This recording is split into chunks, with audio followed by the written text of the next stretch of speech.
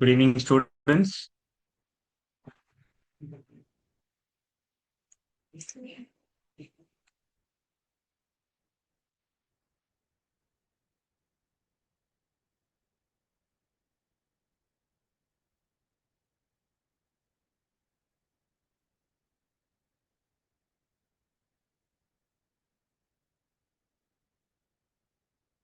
Yes. Good evening, everyone.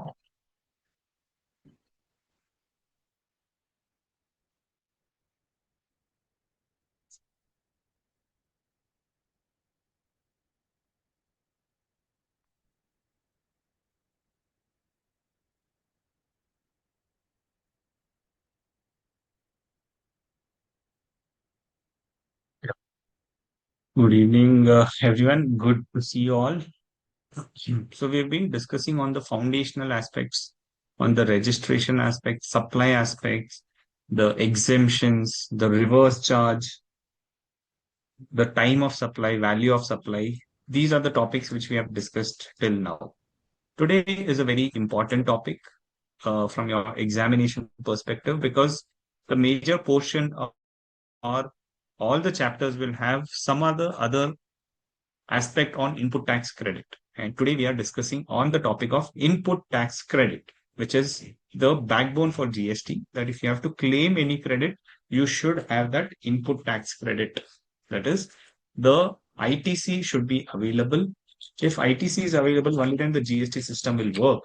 That is the reason that we are seeing that input tax credit is a very lengthier subject, the topic, and it will cover your basics. You'll start for ITC from basics, and we'll also understand the advanced aspects. From an examination perspective, this chapter, this topic, right? This topic on ITC is very crucial because whether you can claim ITC or no is important for you from the examination perspective view and after the examination perspective also, because you need to claim the credit. It is a benefit given to you. When you make any sale, the customer pays you and you pay that to the government. But what if the customer doesn't pay? You will have to pay it from your own pocket, right? So that's a riskier thing when a output tax appears. But when a input tax is there, it's a benefit for you. Government is saying that you don't have to pay taxes to me because you're paid to your vendor. Now, how the business works, a manufacturer manufactures some goods, gives it to the distributor, a distributor then gives it to the reseller, and reseller gives it to the wholesaler, and then it goes to the retailer. So, on my first purchase from the manufacturer, I would have paid taxes to him because he will charge GST on his supply.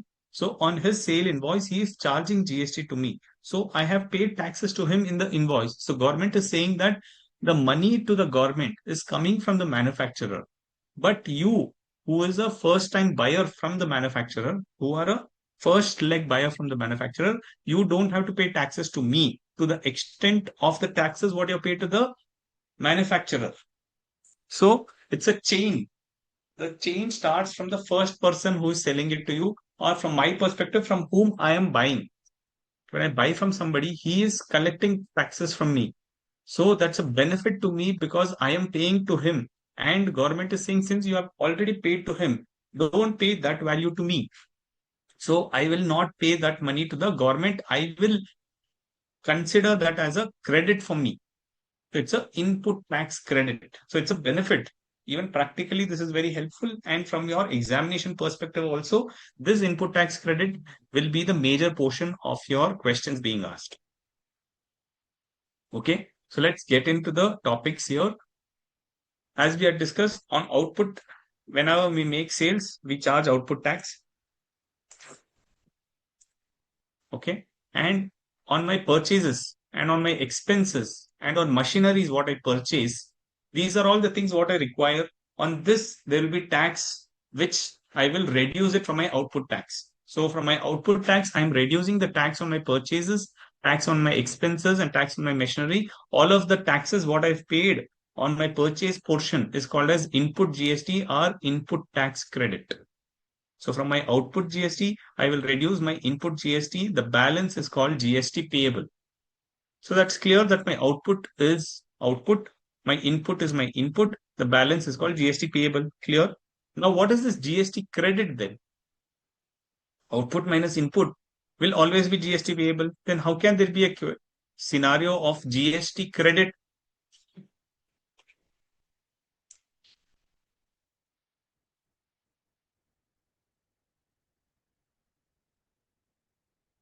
Can there be a GST credit?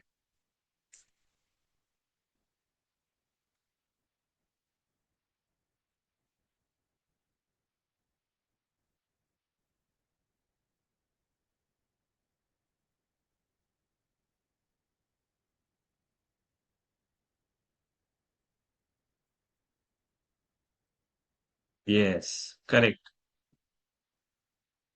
Dhanlakshmi is right that when my input is more than my output, it's not always necessary that my taxes on output is more than my input. My input can be more than my output. So whenever there is excess input to I claim and there is excess input than my output, then that will be a question of a situation when there is a GST credit. Okay. Not an inverse GST cases. It's a case where my inputs are more and I've not sold anything, or my inputs are more than the sales what I've made. Correct? It's possible because I might buy something and I might not sell it this month itself. I might sell it next month. So ITC is calculated on a monthly basis. Why monthly basis? Because it's a monthly return. So monthly you will have to see how much is your output tax payable less your input tax payable. And also if my output is less and input is more, there'll be a case of GST credit. Also, Garv Singla has given a very interesting case where my inputs, when I'm buying it is 18%, but when I'm supplying it is 5%. As a manufacturer, I'm buying raw materials on which the GST rate charged by my vendors, my suppliers is 18%. And when I'm selling something, the rate becomes 5% because I'm manufacturing and a new product comes up, or I am doing zero rated supply. Yes, even in that case, my input will be more than my output. So that will be a situation where there is a GST credit. Very well, you have understood. Now, how do we understand input tax credit? On purchase of goods X, now I have to do some output. There are three inputs which is required, X, Y, and Z. The tax paid on purchase of X, I have paid 100. Now, have I paid this 100 to the government? I have not paid this 100 to the government. I, as a manufacturer, I have bought goods from X. X has paid 100 to the government. How he pays, how I pay the GST, similar in that manner, X will pay that similar way taxes to the government. So X pays 100. So I will pay X 100 rupees for the tax portion. Of course, say it is a goods worth 1000 rupees. On 1000, he is collecting 100 rupees. So I'm paying him how much? 1100. So we are only talking about the tax portion here. So I paid 100 rupees tax to X, 120 rupees tax to Y, and 80 rupees tax to Z. So my total input will be how much? 100 plus 120 plus 80. My output, and when I bought these three products and whatever credit I have, I've added all of those things and I've sold something. And when I've sold it, I have paid a tax of 450 rupees. So my tax on output is 450 rupees. So how much will be the tax which I pay to the government? 450, which I've collected from my customer on the sale. On my invoice, I mentioned 450 rupees. From that, I will reduce 100, 120, and 80. The government can simply ask me pay 450 rupees because you have collected from the customer, pay to me. That is what was there under the VAT regime. And that is what was there under the sales tax regime, saying that whatever you have collected, pay to the government. But as a trader, as a businessman, I will say that why should I pay this taxes again? When I've manufactured something, I'm buying some somebody. When I'm buying, that fellow is also charging GST to me. So reduce that. So that reduction is called as input tax credit. So this 300 rupees, what I'm reducing, this is a benefit which I am reducing. This is called as input tax credit. Good evening, Ms. Somya.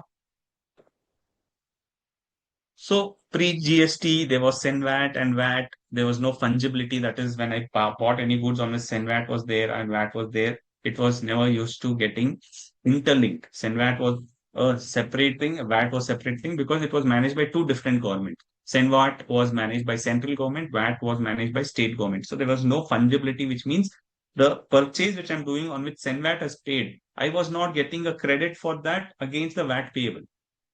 So VAT separately I have to pay, Senvat credit was not available.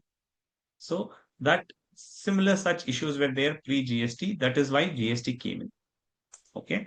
But in GST, the credit on goods and services is seamlessly available. That is when I buy, you get the credit subject to fulfillment of the conditions, which we will discuss today, except composition scheme and supply of exempted goods. There you cannot claim the credit because in case of a composition, there is a condition that a composition supplier cannot collect GST on his sales. Okay, the other features are fine. This is all theoretical things. Now we'll go to various business scenarios. This, if we understand, then any provision we will be able to understand it. Because if you know the basis for claiming input tax credit, why there is a restriction, why there's a block credit, then we will be able to appreciate the topic in a well manner.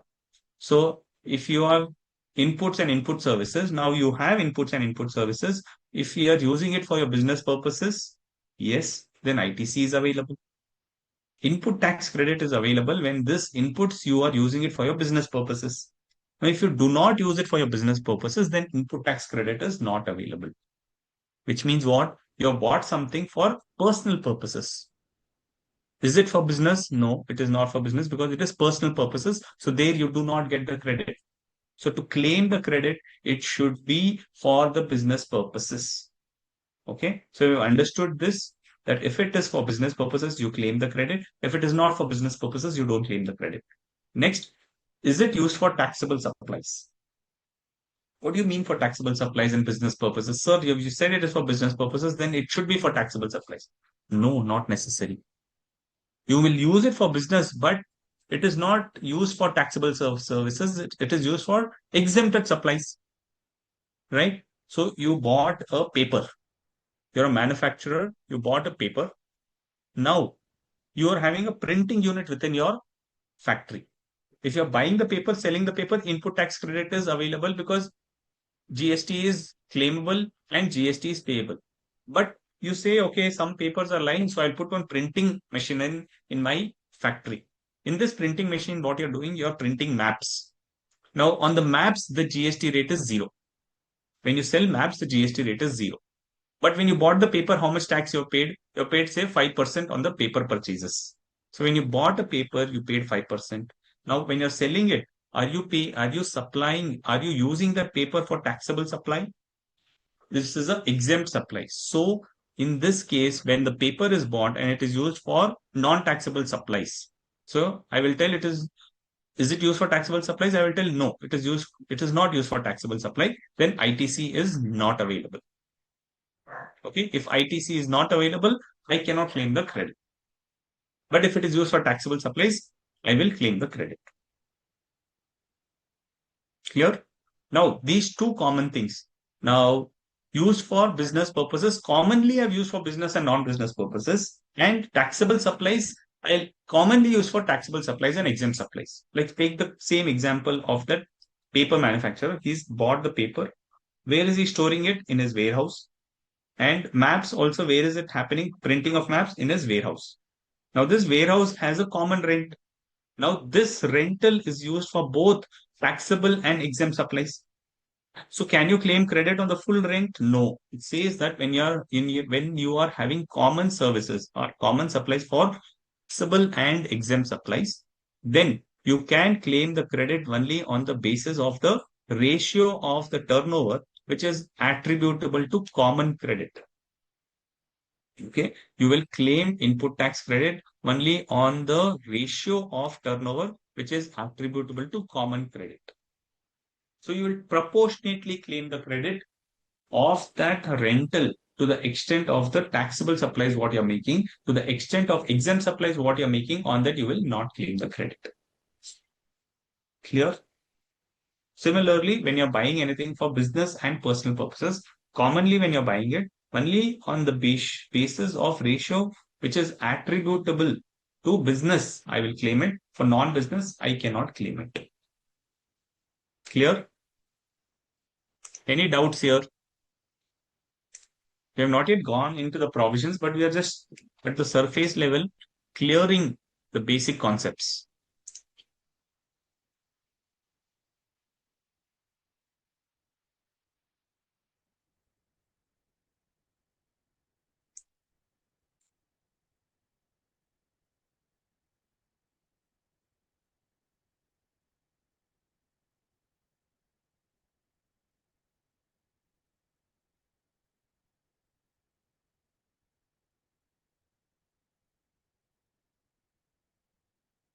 Clear. Perfect. So till now, all good. Okay. So far, so good. Nice. So let's move to the important definition. What is a capital goods? Capital goods means goods which is capitalized in the books of accounts. Very simple definition. What is capital goods? Goods, the value of which is capitalized in the books of accounts and which is used or intended to be used in the course or furtherance of the business. Okay, any goods, the value of which is capitalized in the books of accounts and which is used or intended to be used in the course or furtherance of the business. That is called as capital goods. Then exempt supply means supply of any goods or services which attracts nil rate of tax or which is wholly exempt from tax. Because on exempt supplies, we cannot claim the input tax credit. So we should understand the definition of exempt, that which attracts nil rate of tax or which attracts tax which is wholly exempt from tax, or a supply which is wholly exempt from tax, and it also includes non-taxable supplies. All of this three put together is exempt supply. Okay.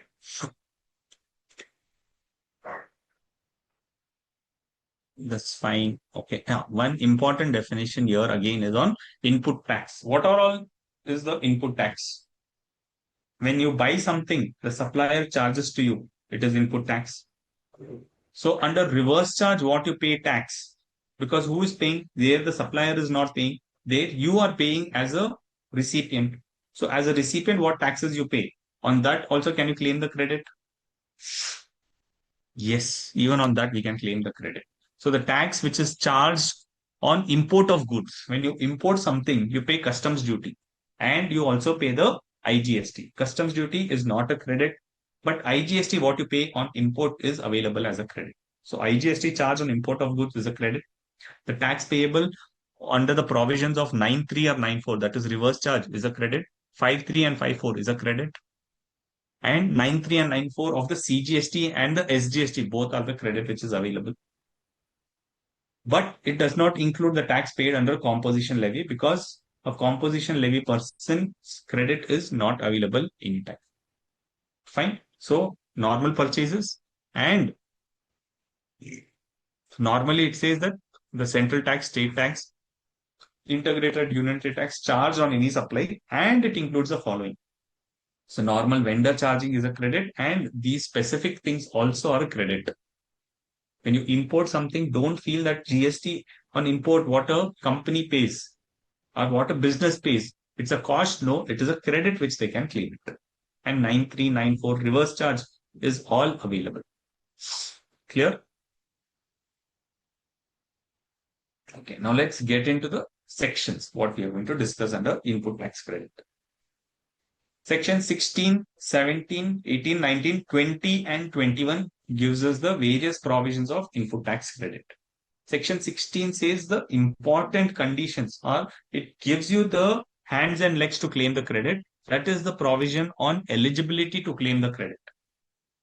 What all input tax you can claim, what are the conditions to be satisfied, within what time you can claim it, all of that is specified in section 16.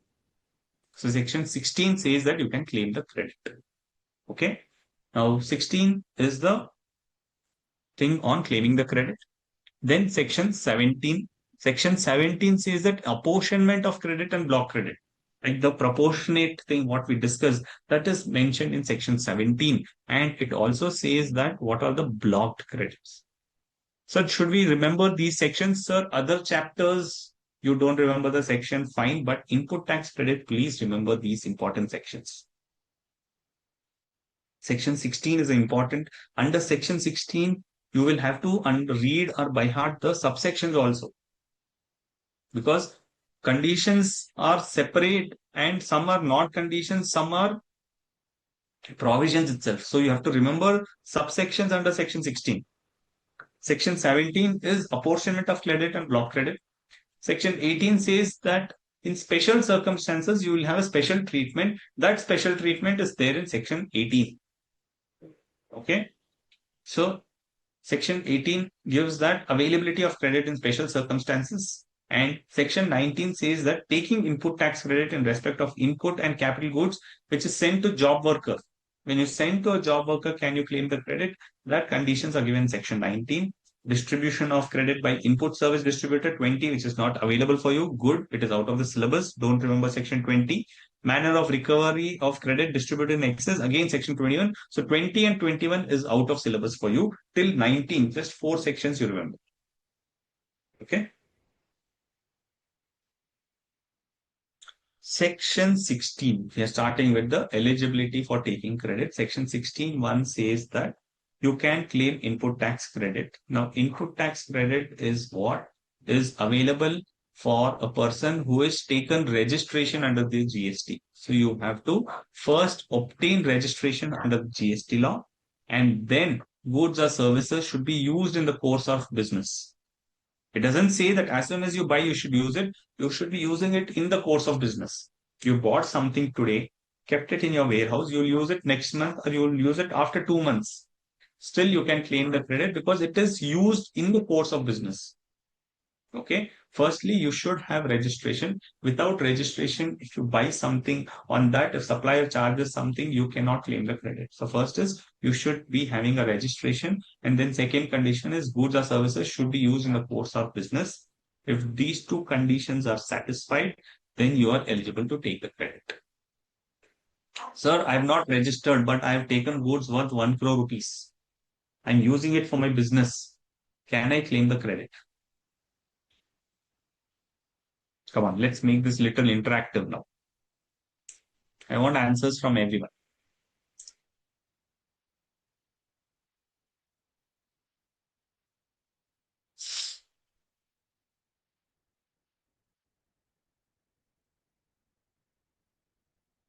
Others. The question is, Simran, that I have bought goods worth 1 crore rupees. On this, I have not claimed any credit. I have not taken registration. So my question is, can I claim the credit?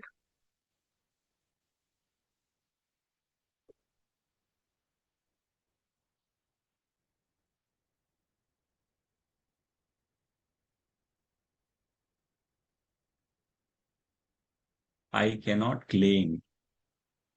So you can register and then claim, correct? We have not either collected GST, so no credit. It's not the question of you have not collected.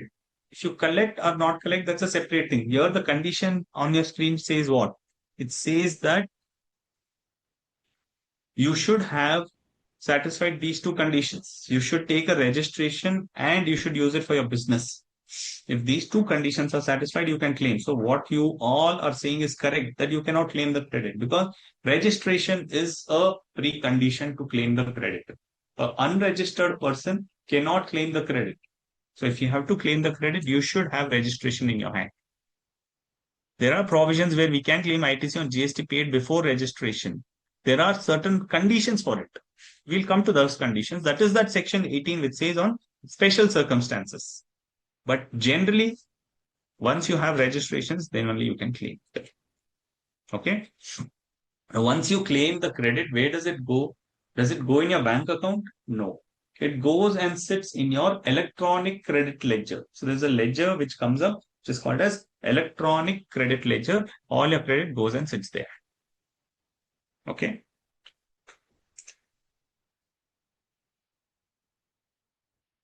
Next, 16(1) says that you have registration, you can claim the credit. Then 16(2) says, Khamosh. You have said you can give the credit. Now come to me. I will give you 6 conditions. If you satisfy the 6 conditions, then you will get the credit what we have promised under 16(1). So 16(1) says that, okay, we'll give you the credit. 16(2) says, come on, satisfy me, then you will get the credit. So 16(2) are the conditions for taking credit. It says that to satisfy the 6 conditions, तो फिर credit आपका. Now what are these conditions? We'll go one by one. First condition, you should be in possession of the tax paying document. You should have in your hand a tax paying document. What is this tax paying document? They have listed it down. Invoice or revised invoice which is issued by the supplier of goods or services. There's a supplier. He is supplying something. The invoice, what he raises, and in one particular situation, he can revise his invoice. All invoices cannot be revised, but in certain special circumstances, the invoice can be revised. If he's revised the invoice, so you should be having either an invoice or revised invoice, then you can claim the credit. Second, invoice which is issued by the recipient receiving goods from unregistered supplier. What is this? This is the reverse charge, that invoices which is under reverse charge basis. Correct, Dhanlakshmi? That invoices in case of reverse charge has to be raised by the recipient when the supplier is unregistered. So in that case, who will pay the GST? The recipient will pay. And when the recipient pays, he can claim the credit on a self-invoice basis. So this is a little weird thing that it is there, because that says invoice issued by the recipient receiving the goods. Okay, invoice is issued by the recipient himself. Why? He himself is paying taxes when he is buying from an unregistered person. On that basis, he can claim the credit. Correct, Harshal? This is the self-invoice basis. Okay. Now, we know that when we know this concept of debit note and credit note, can I claim the credit on the basis of a credit note? I repeat my question. Can I claim input tax per credit on the basis of a credit note?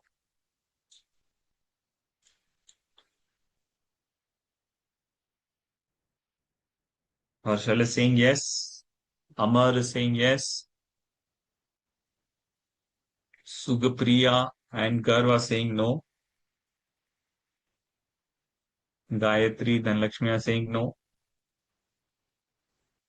So the correct answer is you cannot claim the credit on the basis of a credit note. Just because the word is there as a credit note, we can claim a credit. No. You should understand why is a credit note given. A supplier is supplying goods to you. He has charged you 1 lakh rupees. Now you are a receiver. You have claimed 1 lakh rupees. Now 1 lakh के ऊपर goods what you have got it. You're saying there is some defect and you're returning the goods. So what the supplier will raise is a document called as a credit note for giving the credit of the amount what you have raised in the invoice. 1 lakh I have raised, right? And the customer has returned back goods worth 20,000 rupees. So the supplier has to issue a credit note. So when the supplier issues a credit note, the receiver will have to reverse the credit. So it is not a document to claim the credit, it's a document to reverse the credit. Okay. So that's why on the basis of credit note, you cannot claim the credit. You have to do reversal of the credit. Okay. And there is a document called debit note. When do you issue debit note? When you have raised 1 lakh rupees or you have raised an invoice for 80,000 rupees, but the correct value was 1 lakh rupees. So for this extra 20,000, which you forgot to invoice it in your original invoice, you will raise a debit note. So all of these documents, debit note, credit note, invoice, are all issued under GST law by the supplier itself. Okay. Yes, value is excess, then debit note. Value is less, then it's debit note. Because when you raise the invoice, it was less, but actually it should have been more. Then you will raise a debit note. Okay.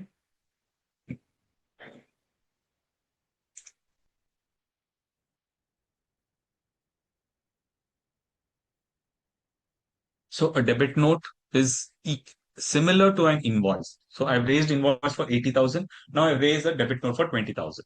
So issuance of invoice is equivalent to issuance of a debit note itself. And then bill of entry.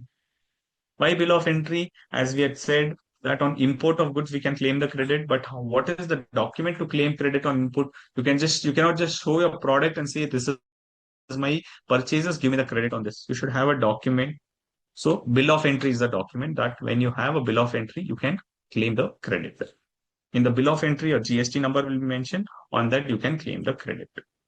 And document which is issued by an input service distributor. That is, there's a concept that where a company is having multiple branches, there one centralized branch can collect all the invoices and distribute the credit to other branches. That main branch which gets the invoices and distributes the credit, right? They are called as a input service distributor. So the document which is issued by the input service distribution, that also can be a basis for me to claim the credit.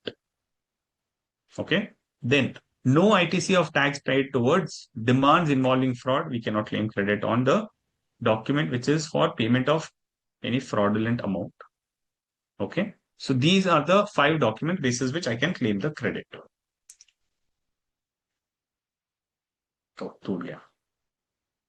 Now, what is the invoice? Invoice says that there are few basic requirements. Once you satisfy this, it is important. You should have GSTN of the supplier for claiming a credit. Supplier and recipient, both the people's GSTIN should be there. You should have the description of the goods. You should mention the total value of supply of the goods. You should mention the amount of tax which is charged. And you should mention the place of supply in case of any interstate supplies. So these basic requirements should be there in an invoice. Then let's go to the second condition. The details of invoice should be uploaded by the supplier in his GSTR1 or IFF and communicated in GSTR2B. So when you file the return, when you come to the returns chapter, you'll get to know what is IFF. For now, understand that IFF is similar to GSTR1. Now, what is GSTR1? Is a document, or like what we said that there is GSTR3B return. Before filing GSTR3B return, you have GSTR1 as a document कि जब भी आप supply करते हो, whenever you supply something, you will raise an invoice. Now, all these invoices has to get uploaded in one statement called as GSTR1. So, आपके सभी statements आप GSTR1 में upload करोगे, right? And whatever documents you are uploading in GSTR1, that gets reflected in the recipient's portal called as GSTR2B. Okay. So second condition is saying that ITC, which is appearing in your GSTR2B, that is ITC, input tax credit or invoices or debit notes, which have been furnished by the suppliers in their GSTR1 and reflected in GSTR2B of the recipient, then full ITC can be claimed on such invoices. So the condition is that supplier has to upload his GSTR1 and the recipient can claim the full ITC on it. Second is ITC on invoices which are not reflected. You have the invoice, but it is not reflected in your GSTR2B because supplier is not uploaded in his GSTR1. Can you claim the credit? No. No ITC can be claimed in respect of such invoices which are not there in the supplier's GSTR1. Okay.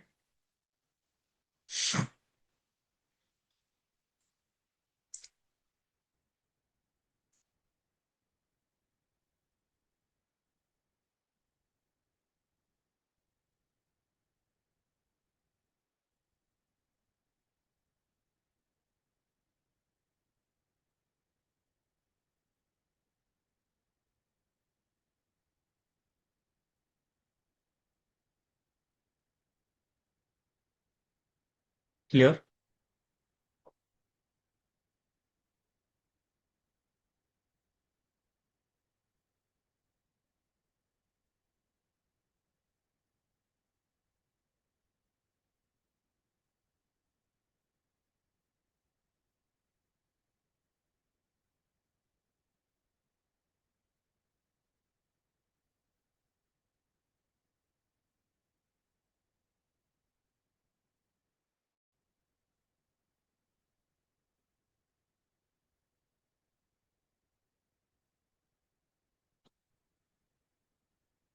So if any documents is not appearing in GSTR2B, then you cannot claim the credit.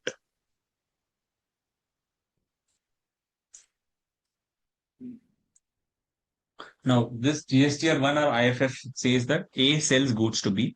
So he will file all the sales invoice in his GSTR1. And if he is doing a quarterly filing, then he will file a statement called IFF. Because GSTR1 quarterly file करेंगे, then a person who's buying, he cannot wait till the end of the quarter. So for them who are doing a quarterly filing, a facility is given to upload the details of the invoices in a invoice furnishing facility. So the full form of IFF is invoice furnishing facility. The supplier will upload the details in this invoicing furnishing facility, then it will reflect in the recipient's GSTR2B. So if either a GSTR1 is filed or IFF is filed, then that info which is filed by Mr. A goes and reflects in GSTR2B of Mr. B. That is exactly the connection between GSTR1 and GSTR2B. Supplier issues GSTR1, appears in the recipient's GSTR2B.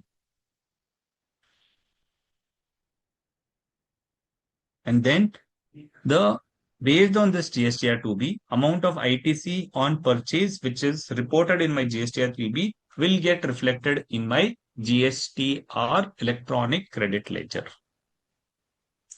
Clear?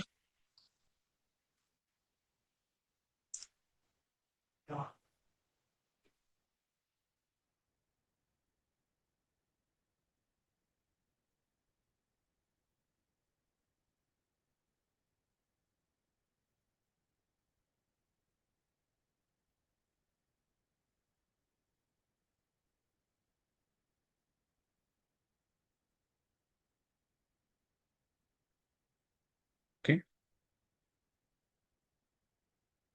IFF is for QRNT procurement. Correct. Because वो quarterly file करते हैं हर तो अब जब quarterly file करेंगे, मैं उससे buyer हूँ, तो मुझे क्रेडिट कब मिलेगा? जब वो क्वार्टरली रिटर्न फाइल करेगा। तब तक मैं वेट नहीं कर सकता हूँ, क्योंकि मैंने आज परचेज किया, मुझे क्रेडिट इस मंथ में चाहिए। आप क्वार्टरली फाइल करेंगे, आपका क्रेडिट मुझे 3 महीने के बाद मिलेगा। तो इसीलिए आप रिटर्न्स क्वार्टरली फाइल करना, लेकिन आईएफएफ ये मंथली कर लेना, ताकि मुझे तो मेरा क्रेडिट मिल जाएगा, मुझे मेरे जीएसटीआर 2B में मिलेगा, तो मैं क्रेडिट क्लेम कर सकता हूँ। ठीक है।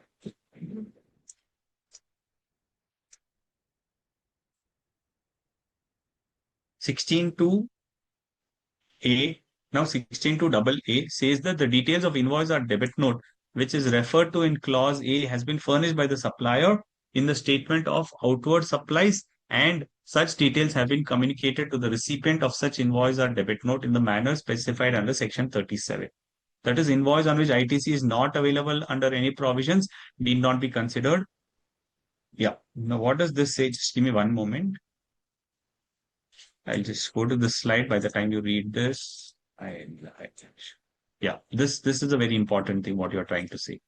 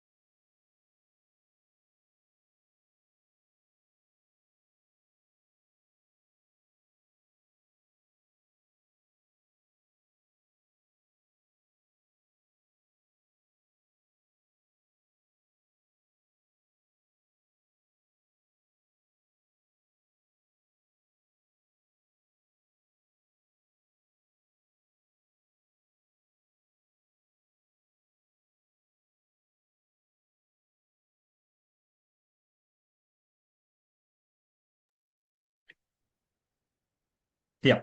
So what is this condition saying? This invoices on which ITC is not available under any provision. So when we go to block credit, we'll see that some credits you cannot claim, but the supplier will upload it.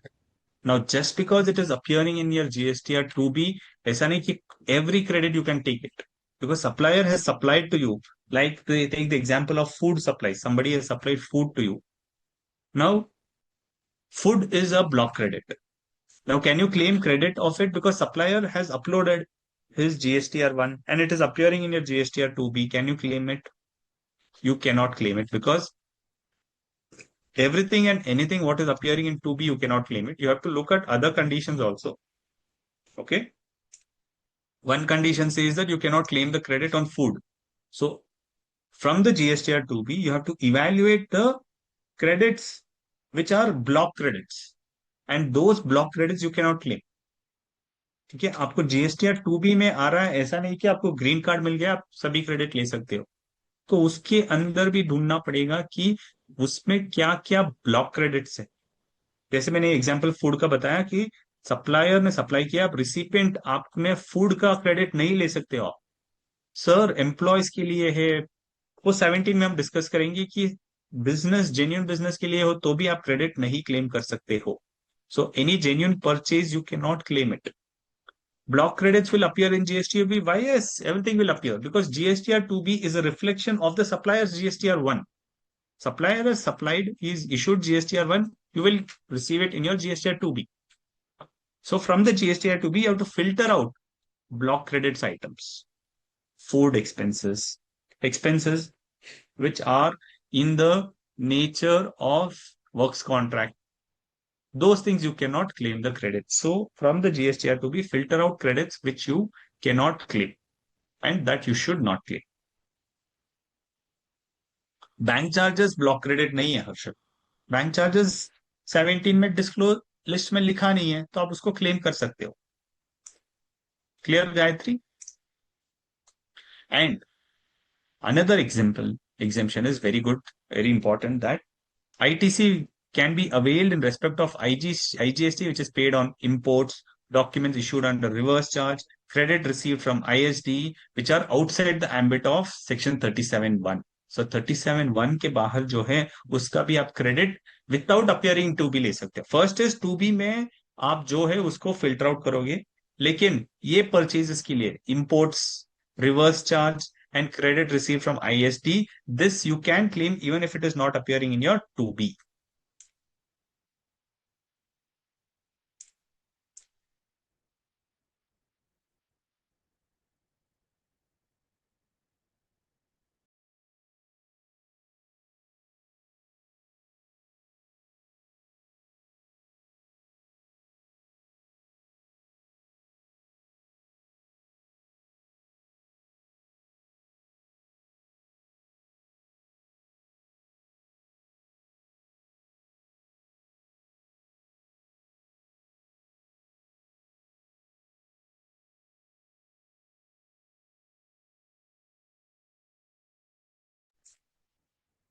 So clear now. So let's take an example. In my GSTR 2B, there is an appearance of 100 rupees. So I will take 16(2)AA whether it is condition complied. Yes. Now in this, since 10 rupees is block credit, this is appearing in my GSTR 2B, but I cannot claim it because it's a block credit. It will appear in my 2B, but I cannot claim it. Now then I will go to this balance 90 rupees. This, can I avail it? This is complied. I will claim it. Now this is not complied, which means I will go start with my books. From the books, I will see ineligible credit. Even if this is appearing in my 2B, I will not claim it. Then I will check for other compliance, wherein of the balance, I will see which is appearing in my 2B. Now 70 rupees is appearing in my 2B, 20 rupees is not appearing. So I will claim only 70 rupees. So in my GSTR 2B, how much is appearing? 70 plus this 1080 is appearing. Can I claim full 80? No, I cannot. I should claim only 70.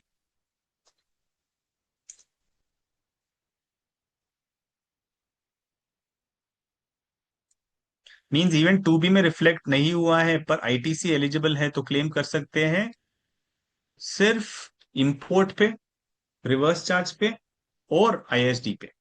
इसके अलावा आप दूसरा नहीं claim कर सकते हो। In practical we need to filter sir, automated नहीं, automated नहीं है, it's not automated Gayatri, you have to filter once you get your 2B। That is the task which we are doing practically while filing the returns, that we are seeing the credits, filtering the vendors, filtering the nature of services. From the nature of services, we'll get to know what are all the block credit and we have to remove it. So it doesn't come automatically. You have to do it either manually or through machine mode or using some softwares you have to do it.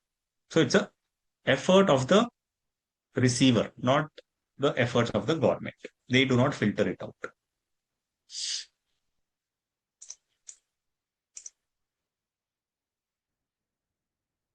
Okay. Now let's take an example to understand this. Take this case study 1. As per my books of accounts, okay, so this fact remains same for all this case. So we'll understand the case first. As per my books, rupees 8.4 lakh is the credit. Okay, in my books of accounts, I have accounted for purchases and I have input tax credit of 8 lakh 40,000 rupees. Details of the supplier invoices reflecting my GSTR 2B for which recipient is eligible to take the ITC. This is one. Now, what is the eligibility to be filed to which I can take in my GSTR 2B is what we have to determine. Because what I'm trying to ask you is what is the eligible credit which I can show in my GSTR 3B. Got it? So case study 1 says that supplier out of this 8.4 lakh is the credit in my books, out of which inform GSTR1 80 invoices involving ITC of rupees 6 lakhs as on the due date of furnishing of the details of outward supplies by the supplier.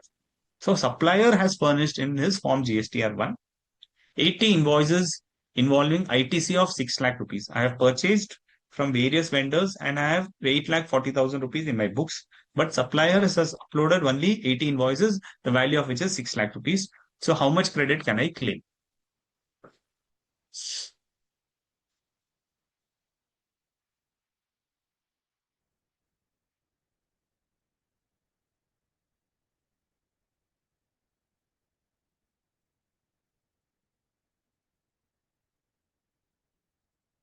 Correct. Everyone is correct. Very simple, sir. 6 lakh rupees. Yes, it is 6 lakh rupees. You're right. 6 lakh is the amount of eligible ITC available as per the details uploaded by the supplier.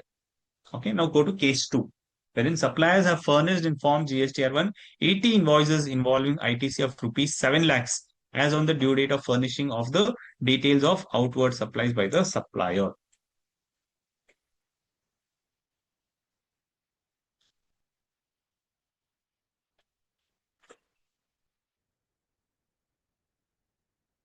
Correct, Harshal. Your point is right. 6 lakh, but if अगर ASD import है, then you can claim that. Yes. तो वो सब कुछ नहीं दिया है, so it's a normal transaction.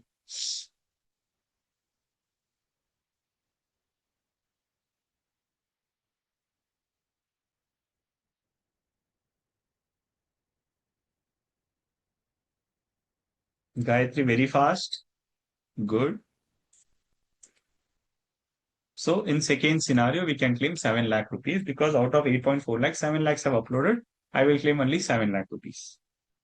So what happens in case 2 for the balance 1.4 lakhs? Is it loss for you? Correct. Everyone has given correct answer that in second case it is 7 lakhs. So what will happen to the balance 1.4 lakhs? As a businessman, is it loss to the business?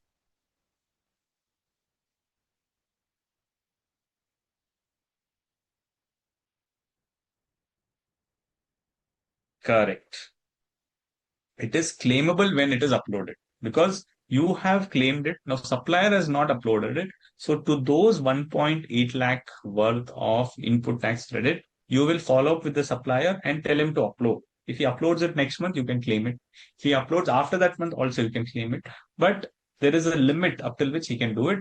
Whenever he does, that time you can claim it subject to the limit. Okay. Now, so it's not a loss. So you can follow up with the supplier and claim it next month. Now go to case 3. The supplier have furnished in form GSTR 175 invoices involving ITC of rupees 8.5 lakh as on the due date of furnishing of the details of outward supplies by the supplier.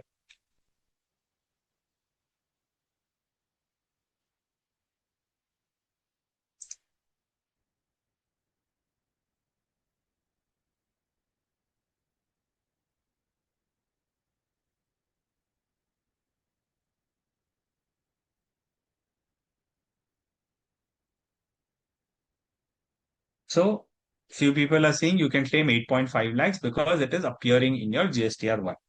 Okay. 8.5 lakhs appearing in your GSTR 2B. But how much is it there in your actual credit? 8.4 lakhs. So will you take that benefit of extra 10,000 rupees? You cannot take it Just because it is appearing in your GSTR 2B, that doesn't mean you can claim it. You can claim only to the extent of 8,40,000. The additional amount of ITC availed shall be limited to ensure that the total ICTC availed does not exceed the total eligible credit. Supplier has to mention your input tax credit, or supplier has to mention your somebody else's input tax GST number. He's mentioned your GST number, but you have not purchased it. So that's why it's not there in your books of accounts. In your books of accounts, it's only 8.4 lakhs, and the supplier has given you extra credit. You cannot claim extra credit also. ऐसा नहीं है कि GSTR to be is one condition only. We said that there are other conditions, right? So if you see the other conditions and this GSTR to be condition, you can claim credit which is eligible for you. Like what we have said in first condition, that you should be a registered person and you should have used it for your business. Now this extra 10,000 rupees is appearing in your GSTR to be, but you have not used it for your business, so you cannot claim the credit. Clear? Anything and everything appearing in GSTR to be is not claimable. What you can claim is only what you should claim. Clear? So this example is to make you understand that point, that GSTR 2B has to be verified with your books of accounts.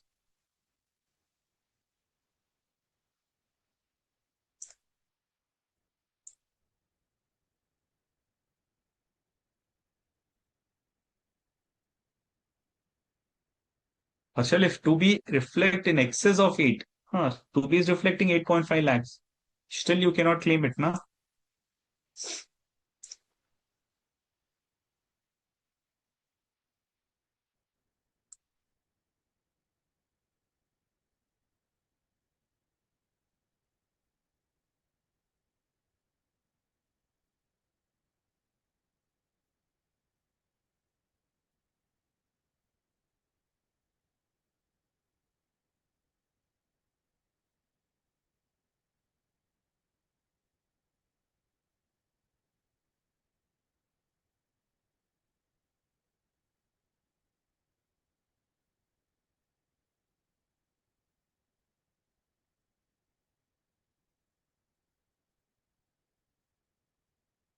Correct. It should match to claim.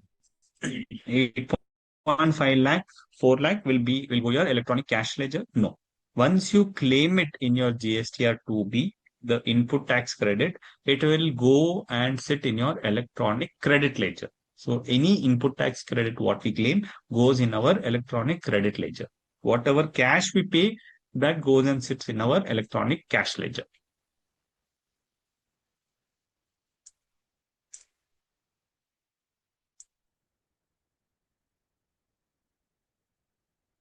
Move to the third condition.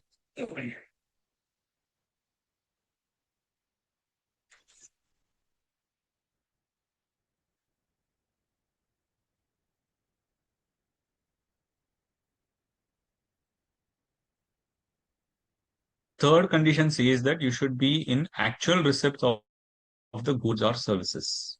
Okay? You should have actually received the goods or services. ऐसा नहीं है कि आपने पास invoice है और GSTR 2B में भी है, that is sufficient. No, all the 6 conditions has to be satisfied. The third condition is saying that you should have actually received the goods. Recipient shall have received the goods by own or his agent, and recipient has paid advance. Then ITC shall not be allowed, because just paying an advance is not sufficient. You have to pay GST on advance, but credit you should claim only when you receive it. And in case of a bill to ship to transaction, it is permitted for goods and services. In a bill to ship to transactions, there's an exception. What is that exception? Maharashtra से billing हुआ कर्नाटका को, but goods जा रहे हैं तमिलनाडु में. The condition is you should have actually received the goods. Has Karnataka received the goods? No. Tamil Nadu has received the goods, but Tamil Nadu has received the goods on the instruction of Karnataka. That is, the recipient has said that bill to ship to Karo, so it will be deemed that Karnataka has received the goods. This bill to ship to, we know the transactions. So the question can arise that can we claim the credit even if we have not received it? Yes, in case of a bill to ship to transactions, you can claim the credit. Karnataka also claim, Karnataka only will claim. Tamil Nadu will not claim credit of this because invoice is raised by Maharashtra to Karnataka and not to Tamil Nadu. Karnataka is deemed to have received, correct. And can the Tamil Nadu claim the credit? Yes, when Karnataka raises invoice to Tamil Nadu, on that Tamil Nadu can claim the credit because goods they would have received from Maharashtra. So in bill to ship to transaction, credit can be claimed by the person who is not receiving the goods also. Only in bill to ship to transaction. Now there is a clarification. Yeah. On X works basis, saying that there is some X works contract that is, I will, as a manufacturer, do some goods like a automobile sector wherein they have that. He's a OEM. What is OEM? Original Equipment Manufacturer. There's a common term in electronics, automobiles. The concept is called as OEM supplier, Original Equipment Manufacturer supplier, who is supplying the goods, right? Now, when OEM supplies something to the dealer, यहाँ पे तो distance छोटा लिख रहा है, but the distance is huge. The supplier, manufacturer, like a car manufacturer, we have a factory in Hosur. So from Hosur, it gets transported to a dealer in Maharashtra.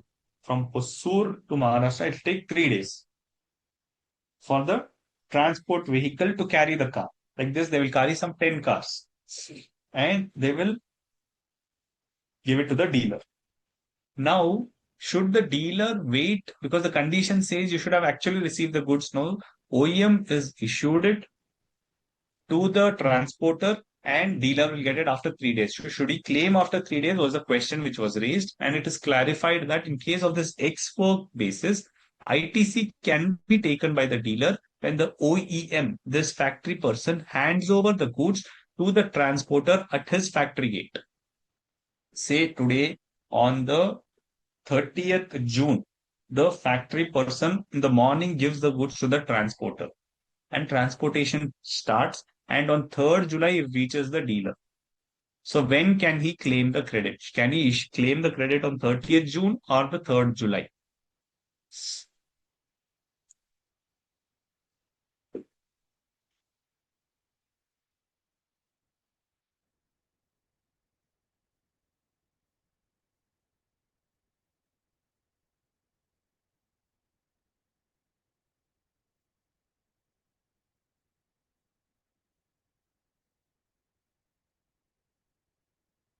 He can claim it on the 30th June. Correct, Vishaka?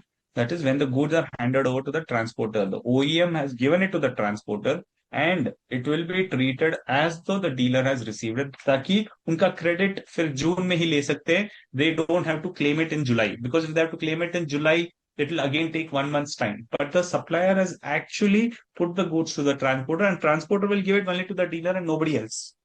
That's the reason there's a special provision given through a clarification that in case of a X works contract, the dealer can claim the credit when the goods are handed over to the transporter. So 30th June को OEM ने transporter को दे दिया है, he can claim the credit basis on the 30th June itself, because invoice तो उसके पास ही है, actual receive नहीं हुआ है, but इनके behalf में transporter को receive हो गया, he can claim the credit.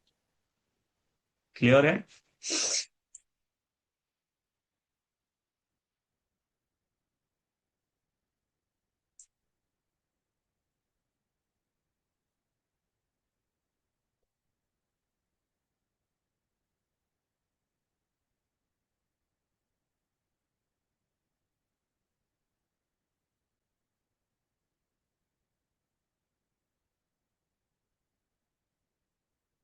Perfect.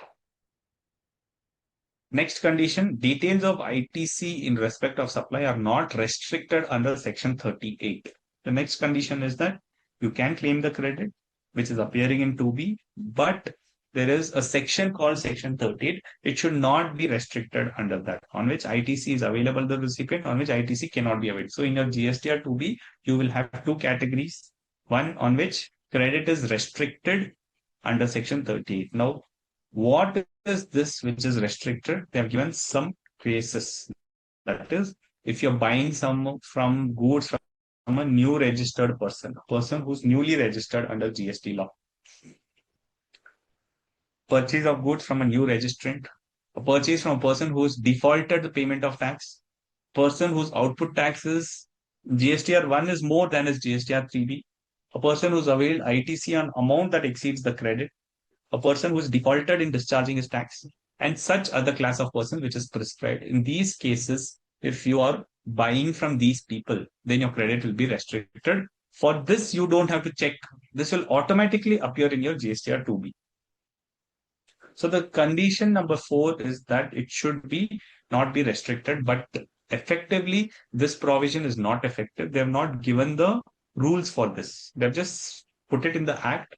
Sometime in the future, it will be implemented, but this provision is there in the act. Practically, it is not followed. Okay.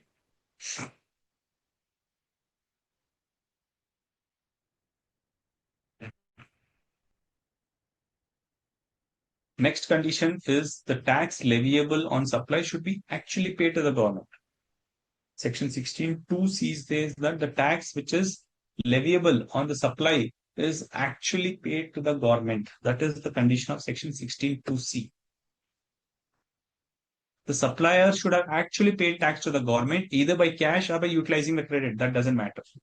But on the supplies, what he is disclosing on that tax should be paid to the government.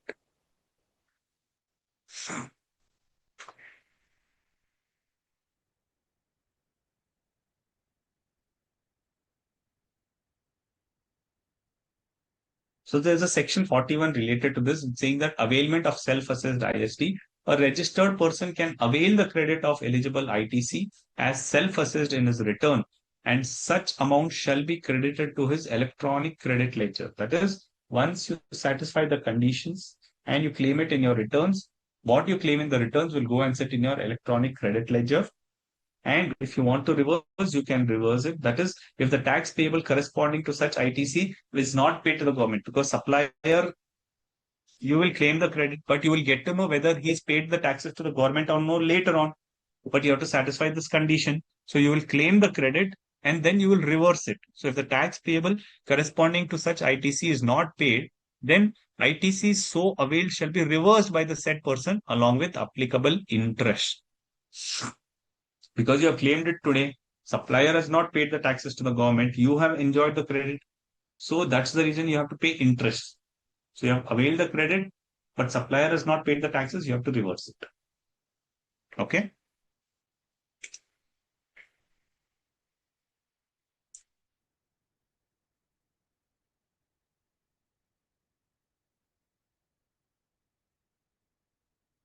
So the procedure is avail the credit, condition not satisfied, reverse it.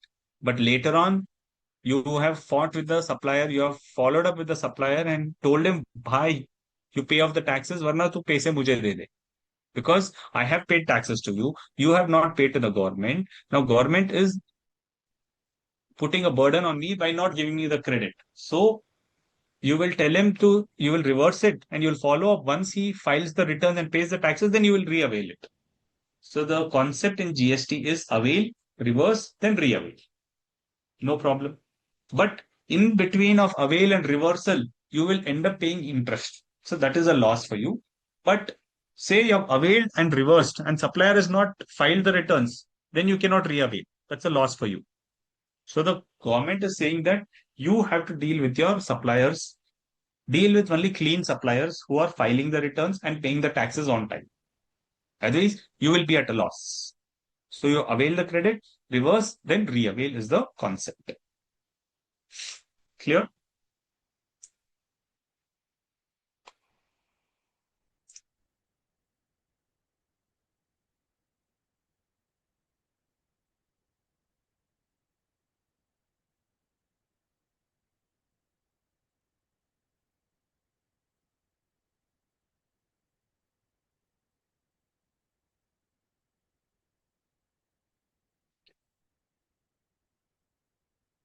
Sir, in case of X works contract, if dealer did not receive the goods somehow and he has availed the credit, then he has to reverse. Yes. Say for whatever reason it is damaged, something has happened to the goods, it is not received. In such cases, he will reverse it. So it means a provisional credit is given to you with the condition that you will receive the goods. If you do not receive the goods, then you have to reverse it.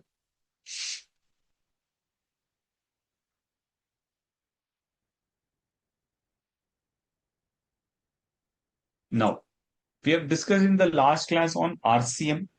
That clarification is applicable to ITC also, similarly to the same clarification what we have seen there. It says that in case of RCM supplies which is received from an unregistered person, what happens? It is clarified that in case of supplies received from unregistered suppliers, where tax has to be paid by the recipient under reverse charge basis, and where invoice is to be issued by the recipient, right? We know that a supplier who is registered, he will raise the invoice, but a supplier is unregistered and you have to pay RCM. There you will raise a self invoice. Now that you will raise in accordance with section 31(3)(f). Now the clarification says that where invoice is to be issued by the recipient of the supplies in accordance with 13(3)(f), the relevant financial year for calculation of the time limit for availment of input tax credit will be the financial year in which the invoice has been issued by the recipient. Okay, subject to payment of tax on the said supply by the recipient and fulfillment of other conditions. So supplier is not invoice which is issued by the recipient within that point of time, because we'll come to 16(4) there. Okay, this wrong place, but there's a time limit up to which you can claim the credit. So a recipient who is paying reverse charge can claim it from the date and not from the date of receipt of goods, is what this is clarifying.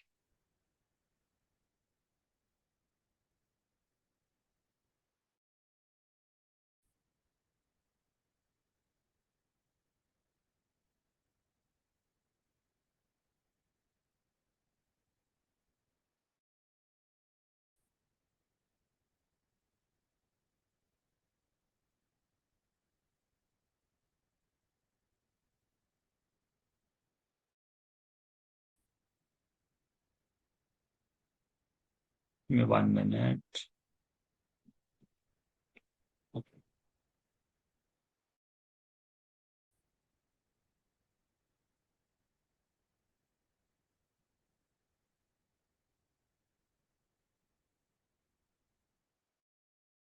16(4), that is within what time you can claim it. We're still on 16(2). This we have understood. There are two things: tax levy to the government, avail, reverse, and reclaim.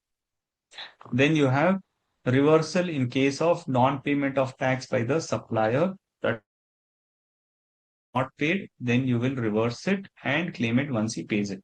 Then the sixth condition is filing of return by the person claiming the credit. So, satisfied all the conditions.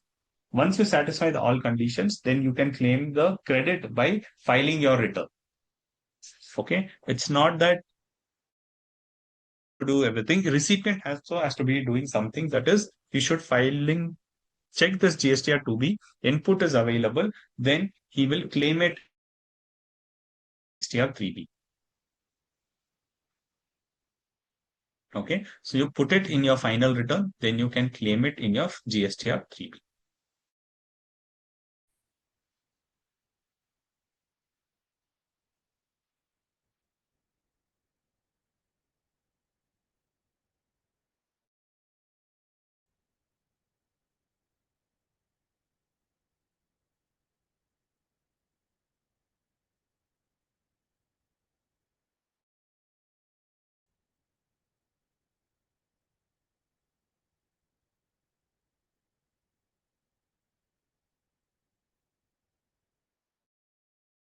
Thing to ITC is where the goods against an invoice are received in lots That is, it is being received in part by part. You can claim it when the last part is received. So in case of purchase by lots, once the last lot is received, only then you can claim the credit. And within 180 days. So a person who is claiming the credit, he should pay to the supplier within 180 days, then he cannot claim the credit. So pay to the vendor within 180 days, otherwise reverse it. Right? If paid later than 180 days, output tax liability with interest and reclaim it once you make the payment to the supplier. Okay, exception is RCM, because under RCM apply without consideration, that is what we saw under Schedule 1, and addition made to the supplier's liability, which is incurred by the recipient. In these three exceptions, you don't have to pay. With all cases, you have to pay to the supplier within 180 days. Can I claim credit on capital goods? Not, where you are claiming depreciation on the tax portion. Then you cannot. Credit on said tax portion shall not be allowed. You have bought a machinery for 10 lakh rupees. Okay. On 10, charged you 1,80,000 rupees, assuming the rate is 18%. So, have you claimed depreciation on 10 lakhs or 11?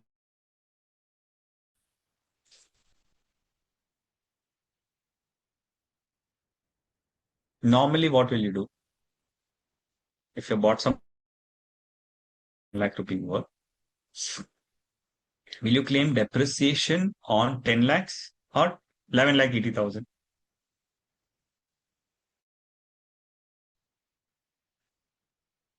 Correct. So you will normally claim 10 lakh rupees. So 1,80,000 rupees, you can claim the credit on 11,80,000, because you can claim on 1180 also, no problem. It's not a compulsion under the act that you should claim only on 10. You can claim on 1180, you will get the benefit over a period of 3 years under the Income Tax Act or for the life of the assets. So either you claim on 11 lakh, no credit can be claimed under the GST. It's not that you can claim, it is not possible that you claim 1180 also. That is including the adding it and claiming depreciation there. And here you are claiming input tax credit. Both the benefits are not available. So you should depreciation or GST input tax credit. Okay. That is 16.3 condition. Now 16.4 clarification was on this point itself. What is the time limit to claim the credit? I've satisfied all the conditions. Can I claim the credit of 2026?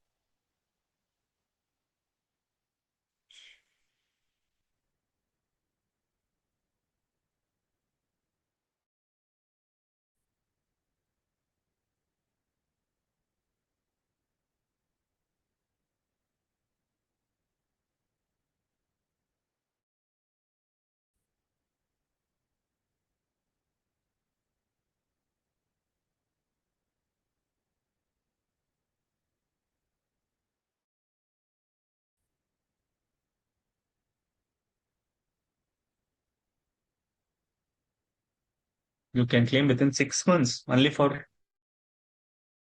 nothing called reserved credit.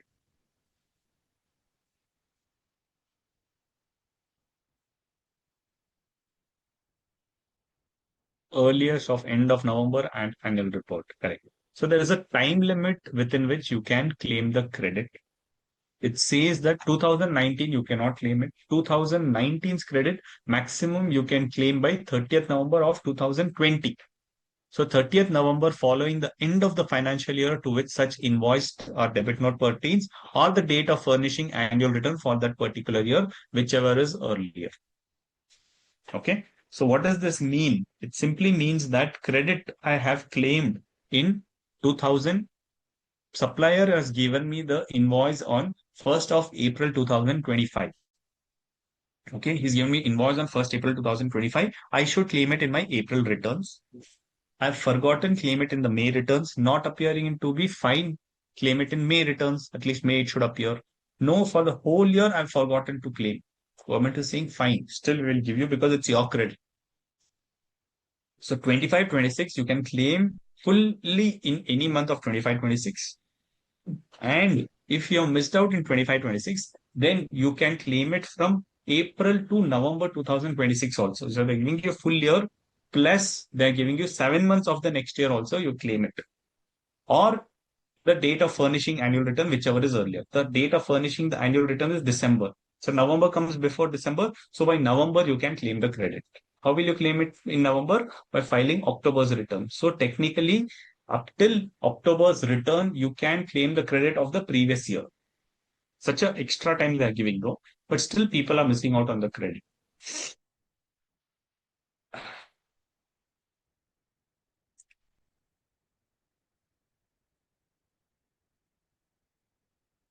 But in case of upload invoice by the supplier is late, so you should follow up. That's why they're giving you so much of extra time that you have to follow up with the supplier this month, next month, even if it is in March. They're not saying claim it in March, April, May, June, July, till November, they're giving you time. So you have to follow up with the supplier and then claim it. Earlier we availed but revised due to supplier not furnished. So we can claim noted date, reverse, reserved credit, reverse credit, not reserved, reverse. So you have claimed it. Supplier did not upload, so you revised it. Okay, you have reversed it. Once you reverse it, then you can claim it any point of time. Once you reverse it to reclaim, there is no time limit. Okay.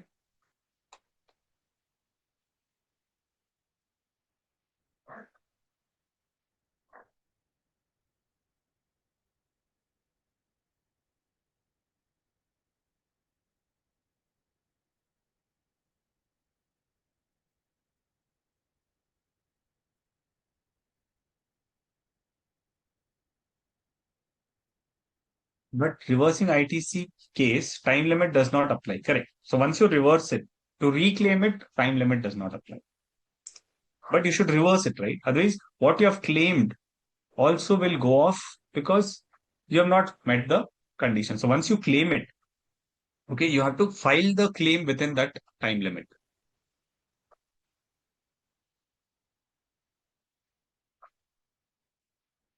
Clear? That once a credit is missed out, it is not available for infinity. It is available with sufficient time. Government has given you sufficient time. If you missed out, claim it by the up till 30th November of the next year.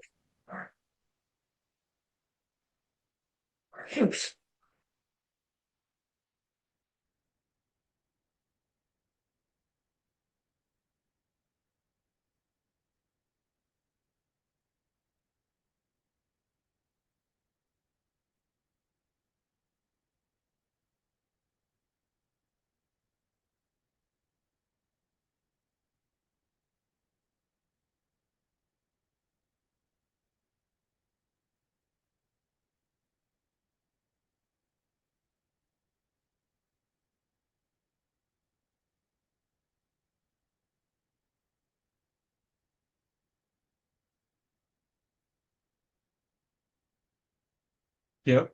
So you have a time limit up till which you can claim the credit. Beyond that, you cannot claim the credit. Now that point, what we were discussing on 16.4 year, that will become relevant.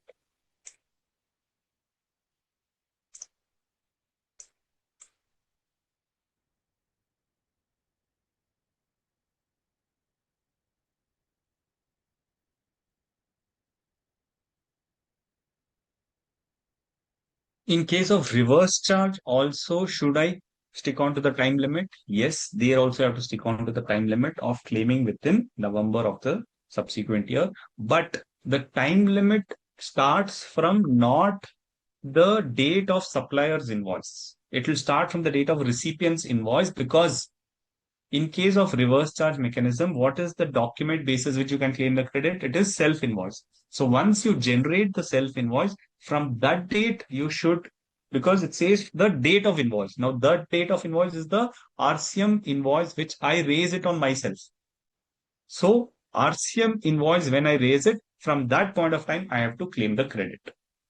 So, my first question, if you remember, I had asked, can I claim 1920's credit now? No, I cannot.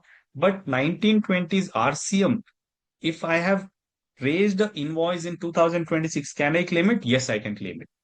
Because this clarification says the relevant financial year for clarification of time limit of availment of input tax credit will be the financial year in which the invoice has been issued by the recipient. So technically, it is in the recipient's hand to raise the invoice. If he's missed out the credit that year, practically he can raise the invoice today and he can claim the credit. So for your offices, practices, you can take this as a practical suggestion that where the supplier has given a invoice on which he is not charged GST and on which RCM is payable, right? And the supplier should be unregistered, because if he's registered, then you can't do anything. But if he's unregistered as a recipient, you can claim the credit on a self-invoice basis whenever you raise a invoice on yourself.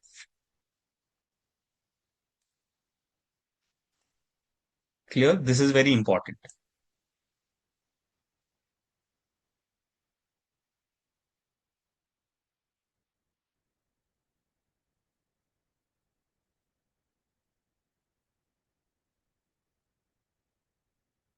Then there is another section, section 16.6, which says that where the registration of a taxpayer is cancelled, right? And subsequently it is revoked, which means under GST, you can cancel the registration and you can revive the cancellation. That revival is called revocation. Okay. So where the registration of a taxpayer is cancelled and subsequently it is revoked, return for the period from the date of cancellation or the effective date of cancellation till the date of revocation of cancellation cannot be filed, because once your registration is cancelled, we will not file the return. But during that interim, whatever is the credit, where the recipient has not claimed the ITC in respect of invoice pertaining to that financial year, and in the meantime, 16.4 lapses and he is not able to claim the credit, then a relaxation has been given through this section 16.6, which says that ITC under section 16.4 is extended till the date of filing return in case where the returns for the period from the date of cancellation or effective date of cancellation till the date of revocation are filed within 30 days. So if you file it within 30 days, you can claim the credit once your registration is revoked. Okay so there's a special case क्योंकि लोगों का registration cancel हो जाता तो how can they claim the credit? So they're saying from the date of revocation you can claim the credit if you file your returns within 30 days. No, in case of revocation, revised invoice is issued. No, same invoice is issued, but that period you could not claim it. So 16.6 is giving you a special window saying that आपका cancellation case है, आपका revocation हो गया, revocation के 30 days के अंदर उस period का returns आप file कीजिए, आपको credit मिल जाएगा.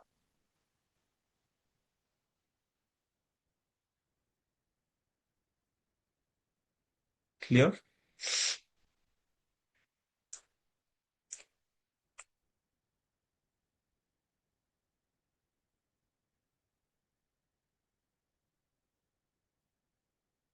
This is a new provision. You can expect some question because this was not there in the previous batches. It was out of syllabus because the effect was not here, but now this is a new provision which you can take the benefit of this.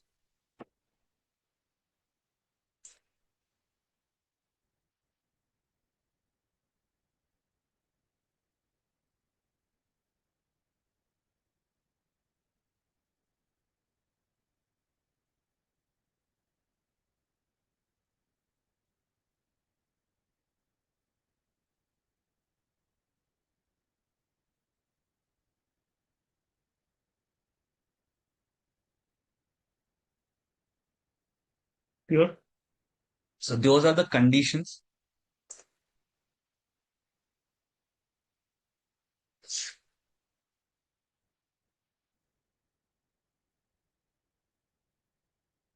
Now we'll see quickly how does this appear on the portal.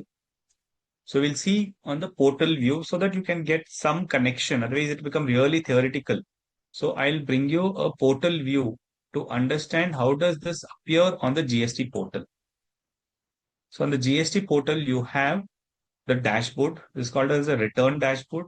You have to select the relevant period, the financial year, the relevant quarter, and the relevant month. Then you have GSTR 1, 1A, 2B, 2B, quarterly view, 3B, and 2A. So we will first file the details in GSTR1. You have to go and click on view. Once you click on view, what do you get? You get the details to be filed.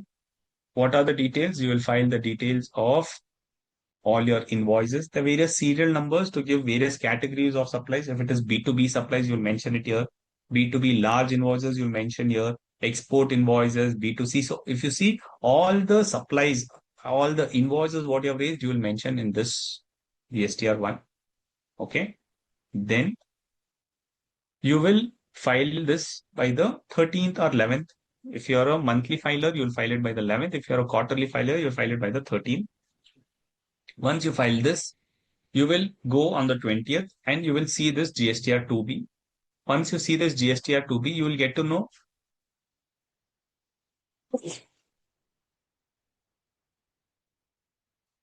what are all the credits which is available to you. That is all ITC, which is supplies from registered person. Okay. So persons who are registered and they are supplied to you, these are the credits. Like how you file GSTR1, your suppliers file GSTR1, and this is the credit which is available to you.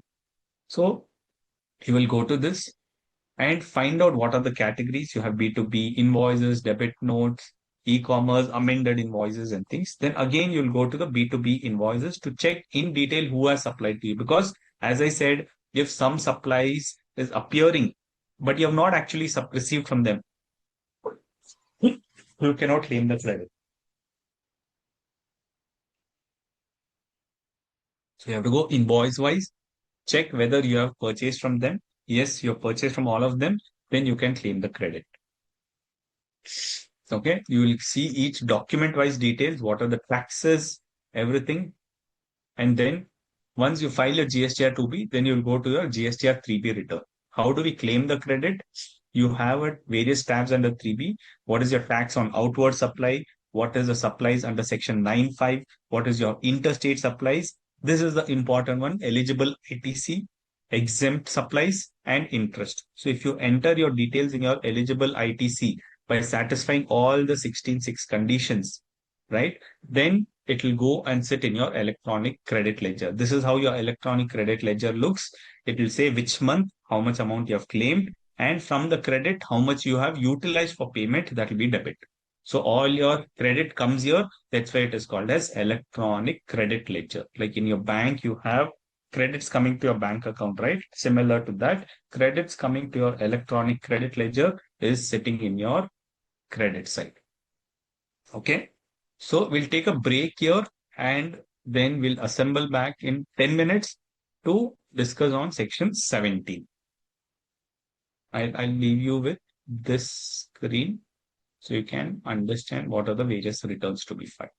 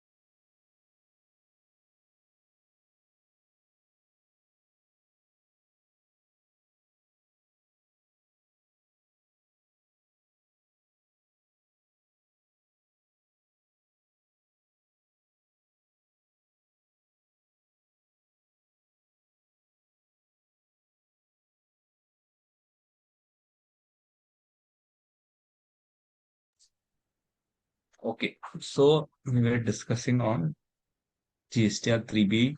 This is how it looks. Okay.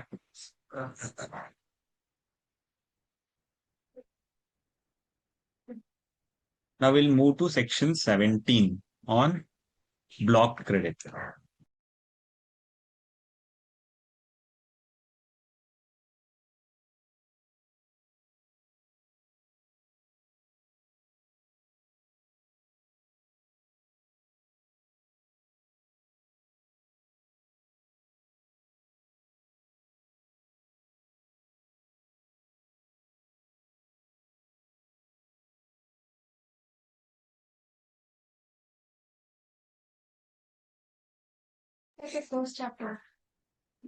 So now on the block credit, you have ITC, which is for business, and ITC, which is for non-business. Now, ITC, which is on business, you can claim it. That is the crux of section 17. It says that, or before 17 also, it says that some credit you cannot claim. Okay. So some credit is not claimable at all, which is non-taxable supplies and exempt supplies, which is supply include under reverse charge, but it should be exempt supply. Then it is non-claimable and non-business. So basically, three categories is not claimable: supplies which is not taxable, exempt supplies, and supplies which are using for non-business. Same like the first chart which we have seen. This is not claimable. But businesses which is used for wholly taxable supply, that is input tax credit, which is using for business and which is wholly taxable, that is claimable. And business which is zero rated supplies, even though exempted maybe, there is no outward tax which is payable, and zero rated may also there is no outward tax payable, but on zero rated we can claim because that's a special benefit given to a zero rated. That's why on zero rated you can claim the input tax credit. Okay. Now let's get into section 17.1. Now, what is zero rated? Yes, yes, important. Zero rated is exports and supplies to SEZ. They are called as zero rated supplies. Okay. Now, coming to block credit. Credits are not available even if it is used for the business. Always there's argument that why is this blocked? Because I'm using it for my business. Still, the government has decided that some credits will be blocked. So it is block credit, even if it is used for your business. And all other credits are available. Apart from block credits, all other credits you can claim it. Now, what is the block credits? Ineligible ITC on vehicles, planes, and ships. That is when you're purchasing of what? Of purchasing or expending for general insurance, repairs, leasing, rental of motor vehicles, which is having seating capacity of less than or equal to 13 seats. मतलब छोटा car जिसमें capacity up till 13 लोग को बैठने की है, 13 में driver भी इंक्लूडेड है, सिर्फ पैसेंजर नहीं है, 13 सीट्स की कैपेसिटी है. Official capacity, not our capacity. हम तो 13 में भी 20 लोग को ठूस सकते हैं, बट जैसे ऑफिशियल कैपेसिटी अगर लेस देन 13 पीपल है, तब उस कार को आप क्रेडिट नहीं ले सकते हो. Sir, in Simran's question is, in case of zero rated supply, what is the use of getting credit? Will they get the refund of GST paid? हाँ, वैसे भी क्रेडिट लेके करेंगे क्या, क्योंकि उनका आउटपुट तो जीरो रेटेड है. करेक्ट. तो उनके लिए गवर्नमेंट ने रिफंड का मैकेनिज्म दिया है कि आप जीरो रेटेड सप्लाई कर रहे हो, आपके पास क्रेडिट है, आपको हम रिफंड देंगे. सो जीरो रेटेड सप्लायर्स को गवर्नमेंट रिफंड देती है. ठीक है. सो मोटर व्हीकल्स कैरिंग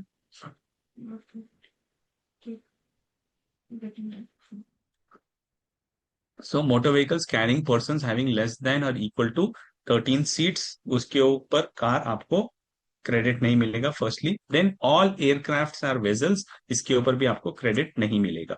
ठीक है. Motor vehicles, aircrafts and vessels, इसके ऊपर क्रेडिट नहीं मिलेगा. बट स्टिल, मतलब आप परचेज करते हो या रिपेयर करते हो उसका, उसके ऊपर भी नहीं मिलेगा. इंश्योरेंस पे करते हो, उसके ऊपर भी नहीं मिलेगा. परचेज के ऊपर नहीं है तो उसके अलाइड के ऊपर भी नहीं है. रिपेयर है, मेंटेनेंस है, आप परचेज नहीं करके किसी और को बोलते आप परचेज करो, मुझे रेंट पे दे दो, उसके ऊपर भी क्रेडिट नहीं मिलेगा. You will not get the credit directly और इनडायरेक्टली ऑल्सो. ठीक है. But still there are exception, you can claim it when it is further supply, that is a dealer who's buying it for selling it. उसको credit मिलेगा because he is buying it and selling it, he will get the credit. Then transportation of passengers, bus company है, ठीक है, वो तो बस खरीदेगा, या उसको आप क्रेडिट नहीं दोगे तो फिर इतना लॉस हो जाएगा। So person who is into transportation of passengers, then person who is into training services, okay, who is giving driving classes. अब वो तो कार खरीदेगा तभी तो उसके ऊपर ड्राइविंग लाइसेंस, लर्निंग बोर्ड का बोर्ड डाल के उसके ऊपर सिखाएगा। So for such person who are using it for that business itself, they will get the credit. So those business are further supply, transportation of passengers, training and transportation of goods.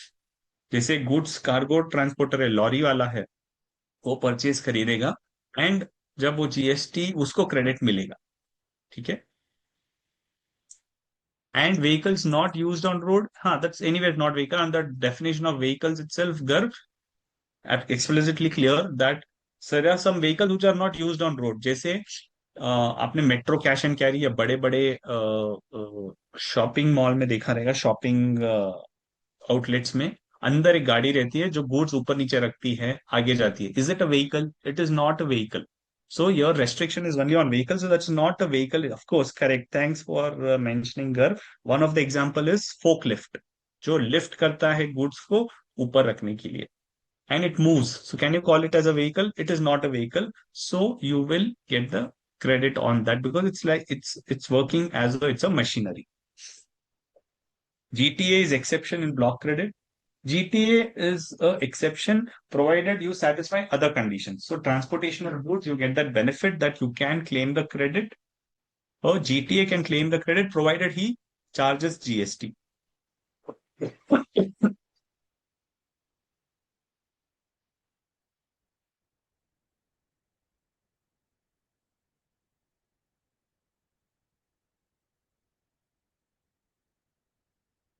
Okay.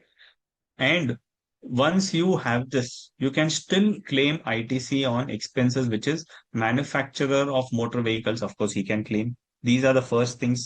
A manufacturer of motor vehicles, he can claim. For supply of general insurance, he can claim because he is not taking any of these things. So insurance provider है, उसको जो है insurance वो दूसरे insurance company से लेता है, वो उसको क्लेम मिलेगा, बट उसको व्हीकल का क्लेम नहीं मिलेगा। Got this?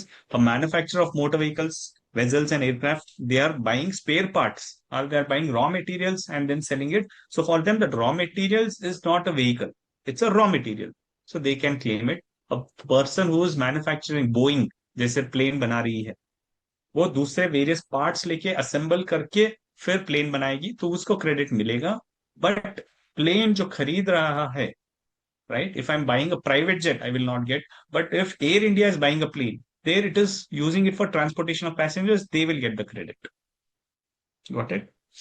Then leasing, renting, or hiring of motor vehicles also is blocked. जैसे यहाँ पे लिखा है leasing, renting, वो भी blocked है. Exception is it is used for output of same category and where it is obligatory. Suppose मैंने car hire पे लिया है and I am into the business of BPO, and government ने condition डाला है कि it is obligatory that अगर आपका नाइट शिफ्ट चलता है तब आपके नाइट शिफ्ट एम्प्लॉयज को आपको कार देना ही है। So what happens, it's a mandatory condition, it's obligatory condition. Obligatory मतलब mandatory condition provided by the government. तब उसकी वजह से गवर्नमेंट के कंडीशन को सेटिस्फाई करने के लिए मैं कार हायर ले रहा हूं, तब भी आपको क्रेडिट मिलेगा। क्लियर?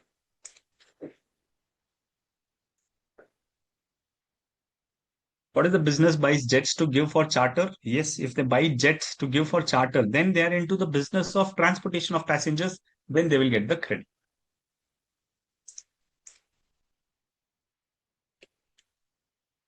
Next, block credits है food and beverages, so which we had discussed. Food and beverages आप purchase करते हो customers को देने के लिए, still credit is not available. Outdoor catering वाले को हायर करते हो, still credit is not available. Beauty treatment, health services, all of this, whether it's personal not personal, वो आर्ग्यूमेंट करने के बदले लिस्ट दे दिया है, ये लिस्ट में जो भी है क्रेडिट नहीं मिलेगा। Food, outdoor, beauty treatment, health services, then cosmetic and plastic surgery, life insurance and health insurance इन सब का क्रेडिट नहीं मिलेगा। हेल्थ इंश्योरेंस और लाइफ इंश्योरेंस में एक्सेप्शन है that when such services are used for making taxable outward supply. So insurance company है, किसी और से इंश्योरेंस सर्विस ले लिया, री इंश्योरेंस कर रही है, तब उसको क्रेडिट मिलेगा, because it is supplying insurance which is of the same category. Then if it's a statutory obligation of employer to provide it, there are some places जब गवर्नमेंट बोलती है कि आप अगर एम्प्लॉयज को पहाड़ी इलाकों में करते हो तब आपको हेल्थ इंश्योरेंस लेना कंपलसरी है। तो if it is a statutory obligation of an employer to provide it, then it is a available credit. जैसे आजकल सब कंपनीज लेती है, ऑब्लिगेटरी नहीं है तो आपको क्रेडिट नहीं मिलेगा, लेकिन ऑब्लिगेटरी है employ state insurance under EPF act, तो ईपीएफ एक्ट के अंदर आपको कंट्रीब्यूशन देना है। ठीक है, that is a statutory contribution, not a insurance which you are taking, it's a contribution, it's a statutory obligation. तब दैट्स अ स्टैट्यूटरी, आपको उसके ऊपर वैसे भी क्रेडिट नहीं ले रहे हो because nobody is charging you GST. ठीक है। ITC on demo vehicles, new amendment. Yes, yes. On demo vehicles, there's a new amendment. We'll come to it, Gayatri. You can refer the page so that we can discuss it here itself. I had seen it in the material.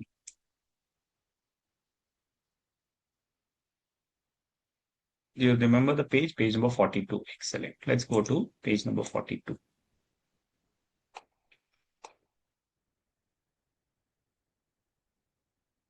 Hmm, Not there in my material. Search here. Yep.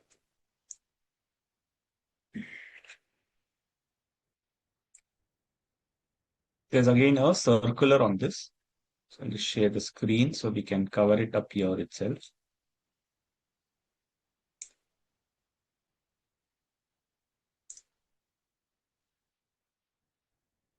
It says that clarification on availability of ITC in respect of demo vehicles, which are motor vehicles for transportation of passengers having approved seating capacity of not more than 13 persons, including the driver. So, when you go to showroom, you have to take a demo test, right? Now, the demo test is not meant for sale, it is meant for demonstration. So, will you get credit on this? Was a question. The clarification, which was issued in 2024, says that as demo vehicles are used by authorized dealer to provide trial run and to demonstrate the features of a vehicle to potential buyers, it helps the potential buyers to make a decision on a particular kind of motor vehicle. Therefore, as demo vehicles promote sale of similar type of motor vehicle, because you cannot give a new car to them and tell demonstrate this. You should have a separate demo car, and this demo car is for making the decision to the buyer whether which car to buy, which model to buy. So a demo vehicle promotes sale of the similar type of motor vehicles. They are to be considered to be used by the dealer for making further supply of such motor vehicles. Accordingly, input tax credit in respect of demo vehicles is not blocked. Like the normal car dealer buying and selling is not blocked. Similarly, this demo car also is not blocked. They can claim the credit on this demo vehicles. Okay, it is excluded from such blockage in terms of subclause A of the clause. Clear? So demo vehicles के ऊपर भी आपको credit मिलेगा। Sir even if it's not statutory obligation in case of insurance, it's exception to block credit, no, insurance is a block credit, but if it's a statutory obligation, then there is an exception, then you can claim the credit. But if it is not a statutory obligation, then insurance is a block credit.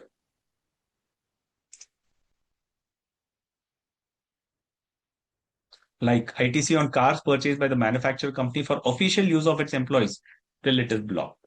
Because even if you use it for your employees, the provision says it is blocked, तो हमेशा block ही रहेगा.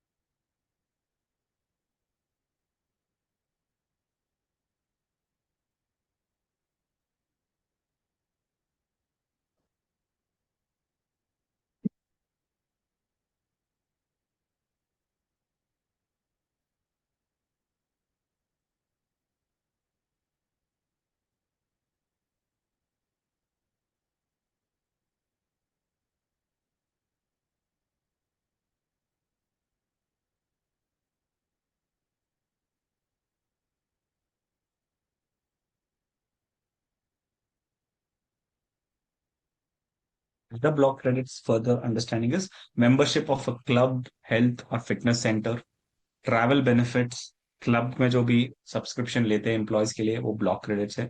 Travel benefits extended to employees they are also block credits unless it is a statutory obligation कि आपको travel benefits देना ही है, then मिलेगा. So most of the block credits will have exception when it is a statutory obligation. Then works contracts, जैसे construction करते हैं कुछ इमूवेबल प्रॉपर्टी, उसके लिए आप वर्क्स कॉन्ट्रैक्ट इन्वॉल्व करते हैं for what, for construction, fabrication, completion, erection, तो ये सब ब्लॉक क्रेडिट हो जाएगा. इमूवेबल प्रॉपर्टी के लिए जो भी आप फैक्ट्री बना रहे हो, आप वेयर हाउस बना रहे हो, गोडाउन बना रहे हो, नया फैक्ट्री बना रहे हो, सब ब्लॉक क्रेडिट है, आपको क्रेडिट नहीं मिलेगा. All of this is a purchasing of goods for immovable property, आपको क्रेडिट नहीं मिलेगा. एक्सेप्शन इज अ बिल्डर और डेवलपर, जो बिल्डर कंस्ट्रक्ट करता है उसको क्रेडिट मिल सकता है. Immovable property is plant and machinery. ITC in respect of construction services which is not capitalized उसके ऊपर मिलेगा. जो आप कैपिटलाइज करते हो उसके ऊपर नहीं मिलेगा credit. So what about business tours themselves? The business takes the employees for one day outside. ठीक है, तो बिजनेस टूर्स का कहाँ पे ब्लॉक क्रेडिट मेंशन किया है?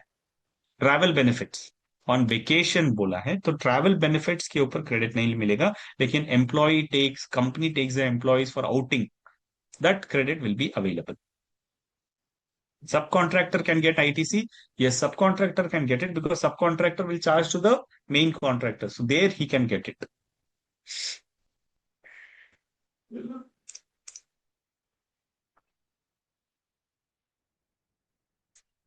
Builders, developers, and undertaking construction for others. So subcontractor is taking construction for the main contractor. So he can claim the credit. Then plant and machinery के ऊपर आपको credit मिलेगा. Here it says that immovable property is plant and machinery, तो आपको credit मिलेगा. जैसे एक है पेट्रोल रखने के लिए एक tanker, no for that you are constructing a works contractor को ले रहे हो, बट वो क्या बन रहा है ultimately, the end result is plant और a machinery which is getting constructed, so you will get the credit of it. So that's the second exception. Like in ordinary course of business. In ordinary course of business, yes, he can get the credit, Harshal. Now, what is plant and machinery is defined. That is any structure which is apparatus, equipment, and machinery fixed to the earth by foundation or structural support that are used for making outward supply and includes such foundation and structural support, but it excludes land, building, or other civil structures. It excludes land. It excludes telecommunication towers. जो Airtel वगैरह के telecommunication towers है उसके ऊपर वो credit नहीं ले सकते. And pipelines laid outside the factory premises, इसके ऊपर it will not be treated as a plant and machinery, so इसके ऊपर क्रेडिट नहीं ले सकते हैं. देन कंस्ट्रक्शन ऑफ इमोट प्रॉपर्टी ऑन ओन अकाउंट. ठीक है, exception is again plant and machinery and ITC in respect of construction services which are not capitalize, उसके ऊपर क्रेडिट ले सकते हैं. जैसे बिल्डिंग बना दिया है, बिल्डिंग के ऊपर आप क्रेडिट नहीं ले सकते हो. बिल्डिंग में रिपेयर किया है तो क्रेडिट ले सकते हो because that repair charges you will not capitalise. But if you are capitalising, जैसे एक फ्लोर हो गया, सेकेंड फ्लोर बना रहे हो आप, उसको रिपेयर एंड मेंटेनेंस नहीं बोल सकते हो. That is again a capital cost. जैसे अपने फिक्स्ड असेट्स में कॉन्सेप्ट देखा है हमने, if any asset adds to the value of the existing asset then you will capitalize it. So वो कॉन्सेप्ट यहाँ पे लेके आना पड़ेगा. When you are capitalizing it तो you cannot claim the credit. If you're not capitalizing it, then you can claim the credit.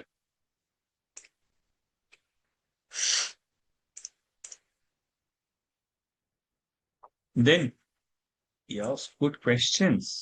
Depreciation components. Yeah, अगर depreciable है तो फिर credit claim नहीं कर सकते हो because it is a capitalized item. If it is not capitalized, then you can claim the credit. That's a good logic to consider.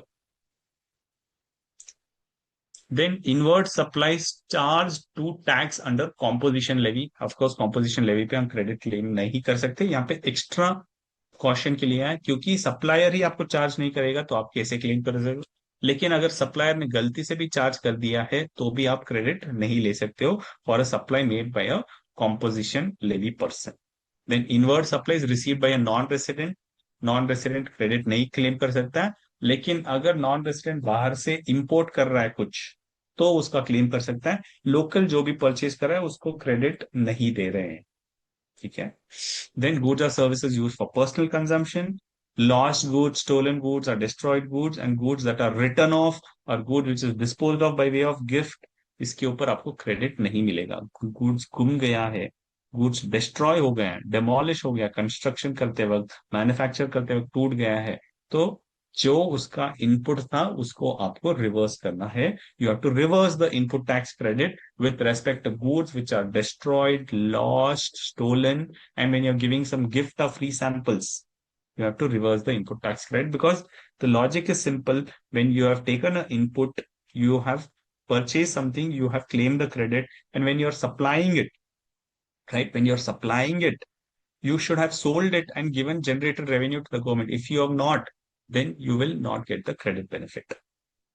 And tax paid in fraud cases, detention and confiscation, on this, you will not claim the credit. Then ITC in hands of supplier for sales promotion scheme. When you're giving any free samples, it shall be available, ITC shall be available to the supplier if the activity of gifts or free samples falls within the scope of supply in Schedule 1. Schedule 1 में हमने क्या कहा है? If there are some supplies on which there is no value which is being collected, right? And in such cases, you can claim the input tax credit provided on the supply you're paying tax. Okay. So if this is falling under Schedule 1 और आप free sample के पर भी GST पे कर रहे हो, treating that it is a disposal of goods, then आपको आईटीसी मिलेगा, क्योंकि सेम लॉजिक, आउटपुट पे कर रहे हो तो इनपुट क्रेडिट मिलेगा। Second, by one get one पे क्या आपको आईटीसी मिलेगा, क्योंकि वन फ्री में जा रहा है।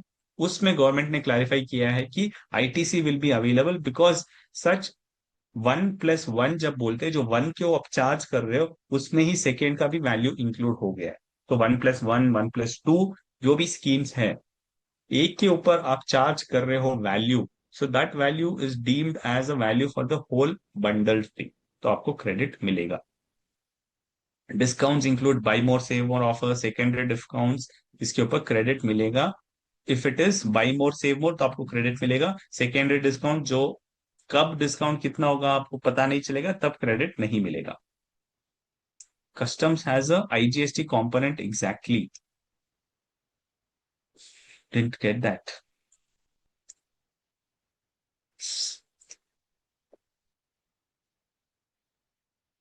Then ITC reversal on return of time expired medicines. So this is a clarification which says that medicines जो आप परचेज करते हो, एक्सपायर्ड हो जाता है, तब क्या करता है डीलर, डायरेक्टली मैन्युफैक्चरर को बेच देता है।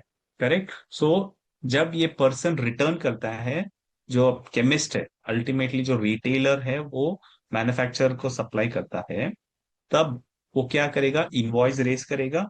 इनवॉइस रेस करेगा तो उसको जो बायर है, जो मैन्युफैक्चरर है, जो रिटेलर से खरीद रहा है, वो क्रेडिट क्लेम कर सकता है। अगर वो अनरजिस्टर्ड है तो वो जीएसटी चार्ज नहीं करेगा। अगर कॉम्पोजिशन है तो वो 1% चार्ज करेगा, उसका क्रेडिट क्लेम नहीं कर सकते। अब मैन्युफैक्चर के पास जब गुड्स आते हैं, right, and the goods are getting destroyed, then as we said in the block credits, when the goods are getting destroyed, they cannot claim the credit. So whatever ITC they have claimed, they have to reverse it. Okay. So the chain is retailer gives it, I will claim the credit, but when I destroyed it, I have to reverse the credit. Now we'll go to section 18. Section 17 was block credit. So we understood that what are all the block credits. Now we'll go to section 18. 18 says that in special circumstances, this exactly chart will give you the whole picture. It says that, I will enlarge one by one.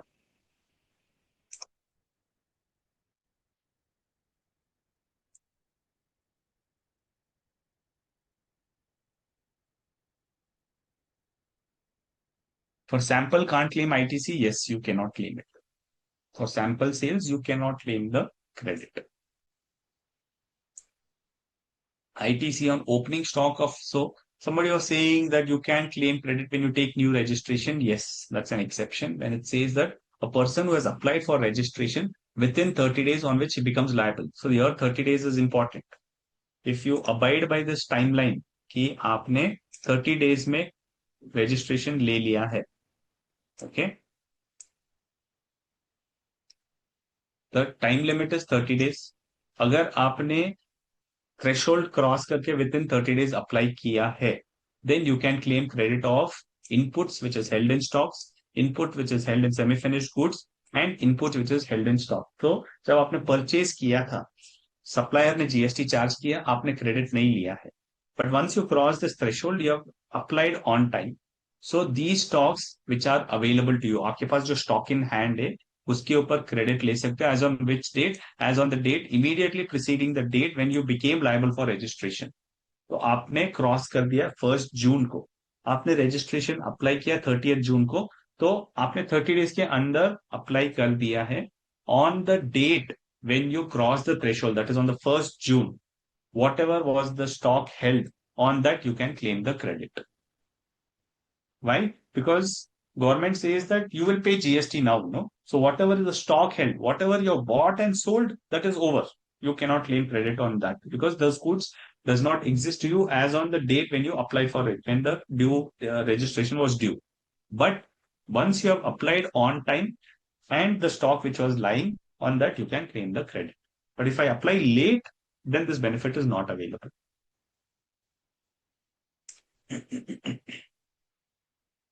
Okay, so you apply on time and the stock which was held with you, on that you can claim the credit.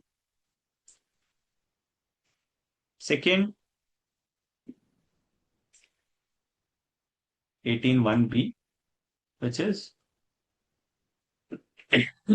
ITC on opening stock of inputs in case of voluntary registration. You have taken a voluntary registration. There you are entitled to input tax credit in respect of what? In respect of inputs in stocks, again inputs in semi-finished goods, and goods which is held in stock, held immediately preceding the date of registration. So if you have taken voluntary registration, even then when you have stock, you can claim the credit. In first case, it was from the date when you cross the limit, even though you have applied late. In this case, it's a voluntary registration. So from the date of registration, when you get it, uske pehle, from the preceding day of your registration, whatever was the stock, on that you will claim the credit.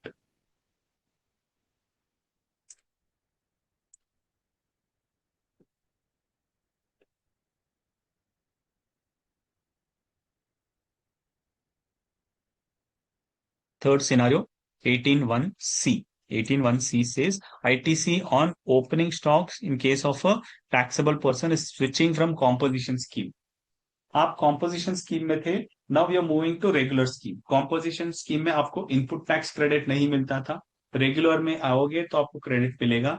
Here again you will get, once you apply for composition scheme, on the immediate date, immediately preceding the day when you became liable for normal registration, then you will get credit on inputs held in stock, inputs contained in semi-finished goods and finished goods, and extra आपको capital goods के भी credit मिलेगा. ऊपर दो वाले cases में आपको capital goods पे क्रेडिट नहीं मिलता था, ओनली ऑन स्टॉक पे मिलता था. यहाँ पे स्टॉक एंड कैपिटल गुड्स पे क्रेडिट मिलेगा. So 18(1)(c) is when you are moving from composition scheme to regular scheme. Provided report by CA is given. Yes, those conditions are there. That common conditions मैं आपको समझा दूंगा. Registered supplier is compulsory to upload all sales in GSTR1. Yes. All B2B sales he has to upload. B2BC, he need not upload everything. He can summarily report it based on state. But B2B supplies, he has to upload it, all the sales invoices.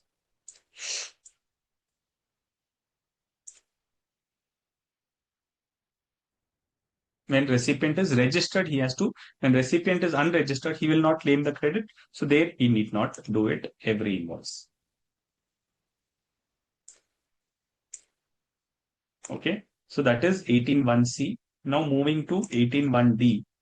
18(1)(d) says ITC on exempt supply becoming taxable. So they've covered all the cases that you are supplying exempted, GST rate changes happened, and your exempt supply became taxable supply. So can you claim credit? Because now on these goods which were exempt till yesterday, it was 0% rate. From today, 5% rate. So the stock के ऊपर credit मिलेगा? Yes. Okay. So if those goods had suffered tax, but supplier has charged GST, then you can claim the credit. If the supplier also has not charged GST, then you cannot claim. Somebody should have charged and paid the taxes to the government. ऐसा नहीं कि आपका tax आज से लग गया है, but these goods did not suffer any tax. Then you cannot claim the credit. These goods should have suffered tax, then you can claim the credit. Again, यहाँ पे 18(1)(c), as I said, 18(1)(d) आपको stock in hand and capital goods के भी ऊपर भी आपको credit मिलेगा. Okay. Now, the common conditions for all of this is what is the common condition is that credit on capital goods जितना use किया है उसका depreciation लेना पड़ेगा to the extent of 5%, and the tax invoice what you are having should not be older than 1 year. एक साल पुराना stock पड़ा है आपके पास, उसके ऊपर क्रेडिट नहीं मिलेगा. मैक्सिमम 1 साल तक आप खींच सकते हो. ऐसा नहीं कि you should have bought it within 1 month or 2 months, up to 1 year, whatever was the invoices issued, on that you can claim the credit. Right? And important thing, सभी inputs and in 2 cases capital goods पे मिलेगा. Input services पे आप कभी भी credit नहीं मिलेगा, because section 18 does not have that functionality to give you the credit, or they're not given the powers to claim credit on input services. You can claim credits only on input goods. Okay. And of course, here you have to give a declaration. That is, if you have claimed correctly within 30 days, if the value is more than 2 lakhs, you have to get it signed by a CA or CWA, chartered accountant or a cost and works accountant. You should get a declaration from them, certification from them saying that you have claimed it correctly. That is section 18 for you.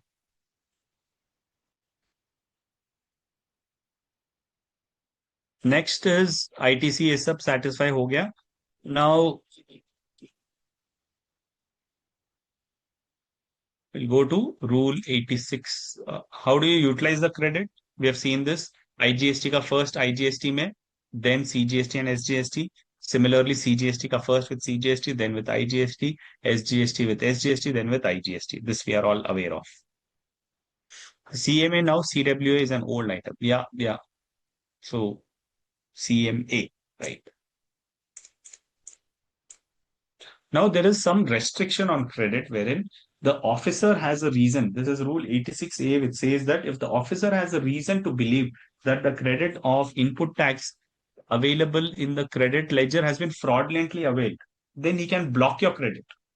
आपका electronic credit ledger में जितना मेहनत करके आपने credit claim किया है उसको वो ब्लॉक कर सकता है. वाई? क्योंकि आपने गलत तरीके से लिया है. You have fraudulently claim the credit.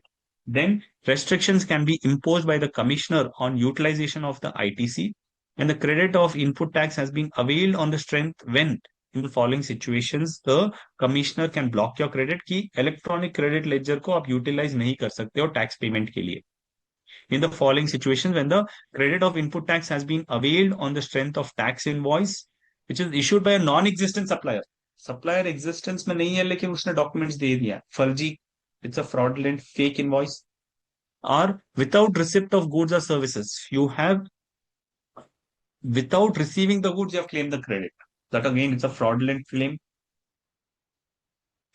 Or the tax in relation has not been paid to the government. He's only uploaded GSTR1 and you have claimed it since it is appearing in your GSTR2B, but the supplier has not paid taxes to the government. And the officer has found out that he's not paid the tax to the government. The registered person availing the credit has found non-existent. Okay, you have claimed the credit, but you're not existing. आपका सिर्फ returns दिख रहा है, लेकिन आप नहीं दिख रहे हो.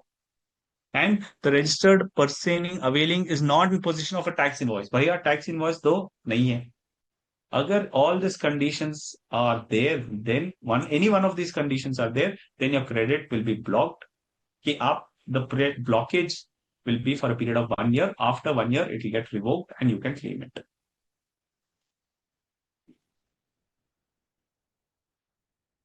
Now, that is 86A. Now we'll go to 86B. 86B says that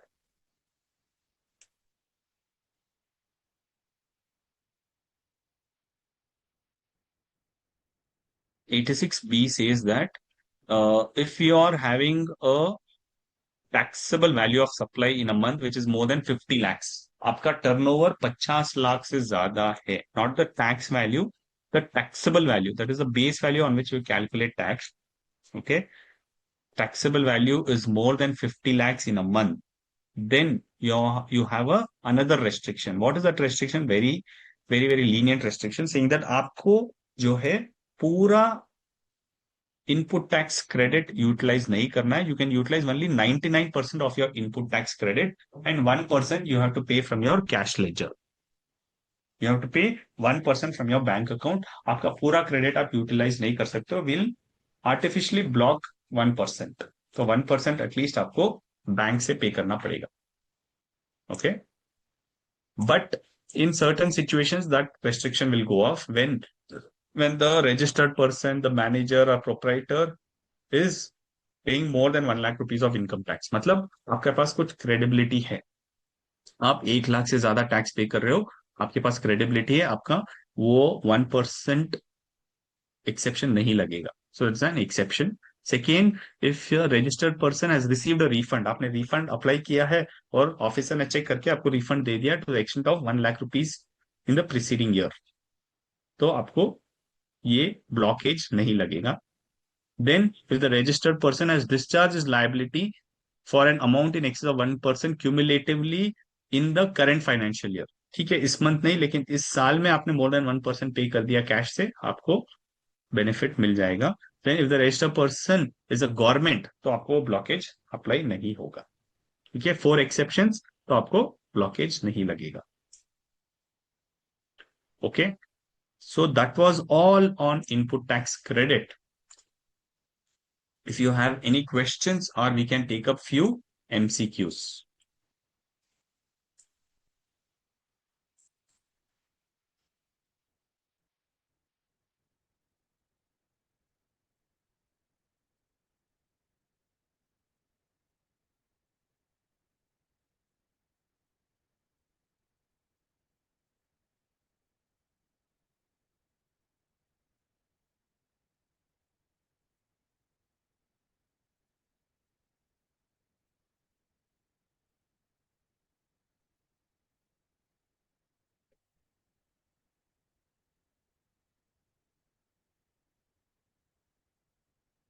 'Correct'. When it is received in last lot.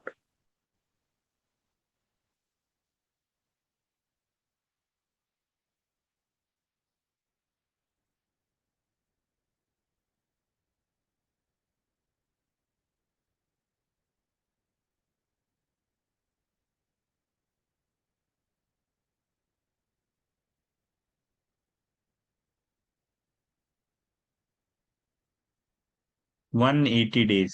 Correct. 90 days किसने कहा भाई? How is it 90 days? 180 days में आपको पे करना है, 90 days में नहीं है.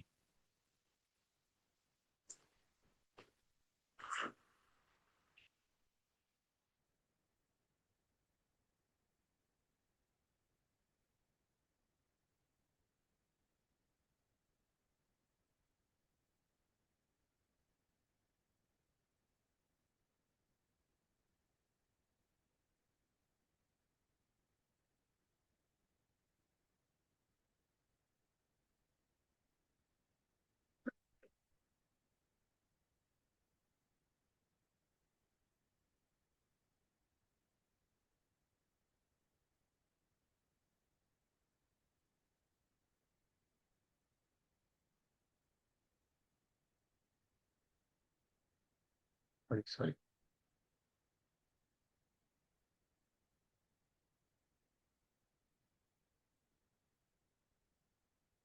180 days का जो कंडीशन है किस किस केसेस में अप्लाई नहीं होगा? Supplies on which payable under reverse charge, then deemed supplies without consideration, and addition made to the value of supplies on which I am paying. So on all of these cases, this 180 days condition will not apply because reverse charge pay you are paying. Okay. If you pay, you will claim it. So payment to the vendor doesn't matter. Deemed supplies without consideration, that is recipient will not pay. तो वहां पे भी condition apply नहीं होगा. because it's a deemed supply without consideration. जैसे disposal schedule 1 जो category है वो ये है. Third is addition made to the value of supplies on account of supplier's liability being incurred by the recipient. Recipient ने already pay कर दिया है, तो वो supplier को क्यों pay करेगा? So in all these three conditions, that 180 days criteria will not apply.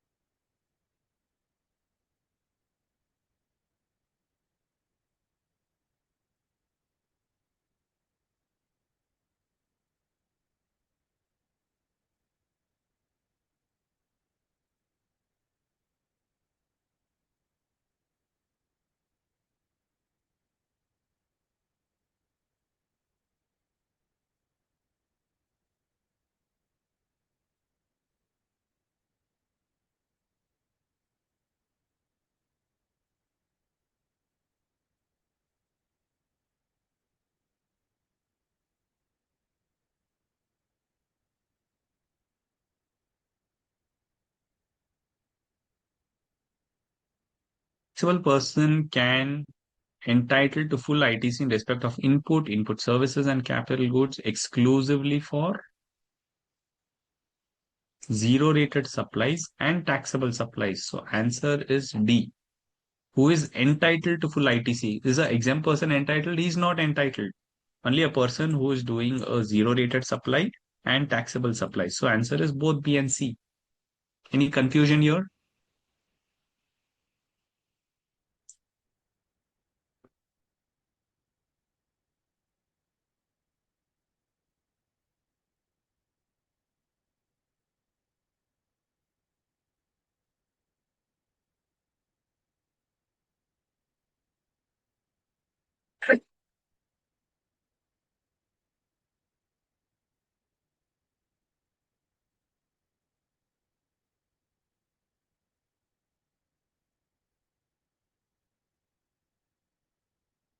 Yeah.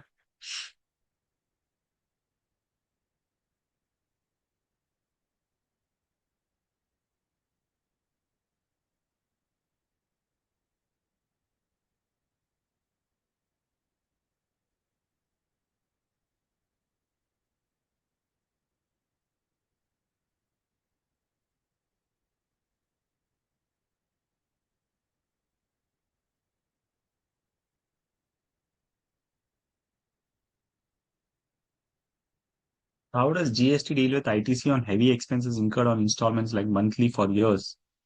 Does law really block ITC?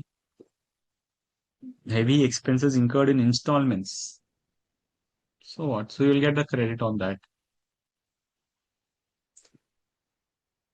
Yeah, here the answer is C. CGST and then IGST.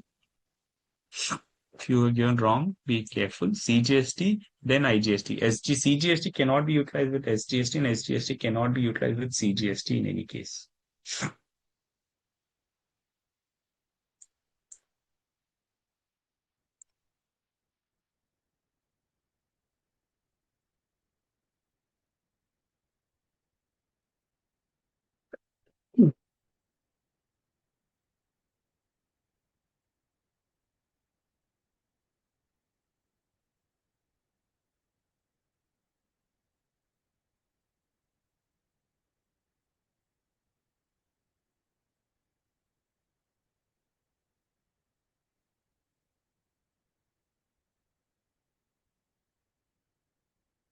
What are the taxes to be levied on import of goods?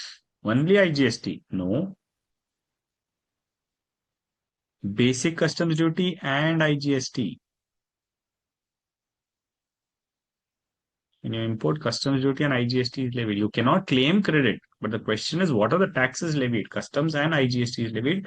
You can claim credit only on IGST.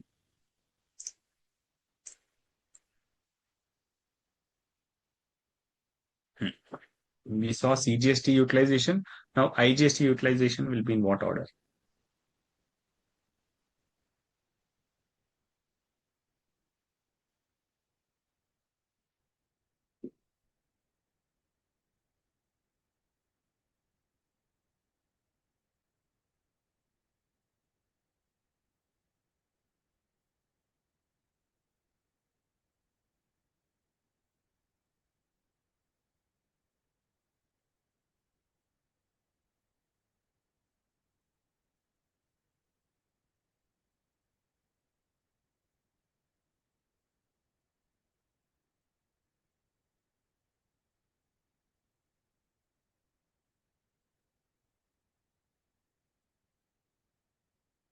Answer is D. You can utilize this or this or this. All of this is correct. The answer is D.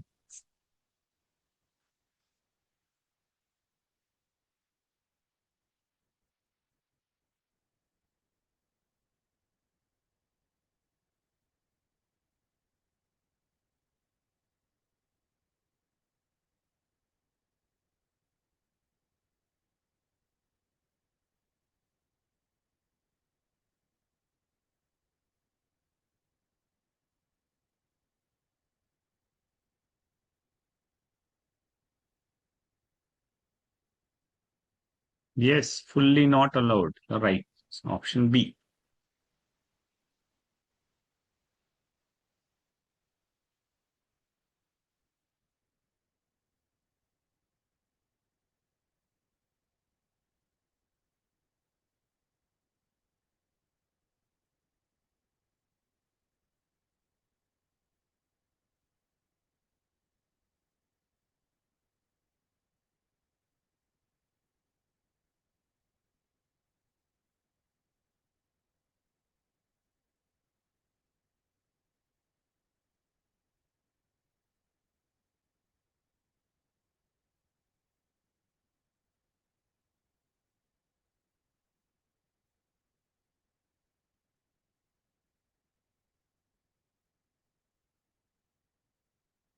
A and B. Correct. So answer is D. On a basis of commercial credit note, we cannot claim the credit.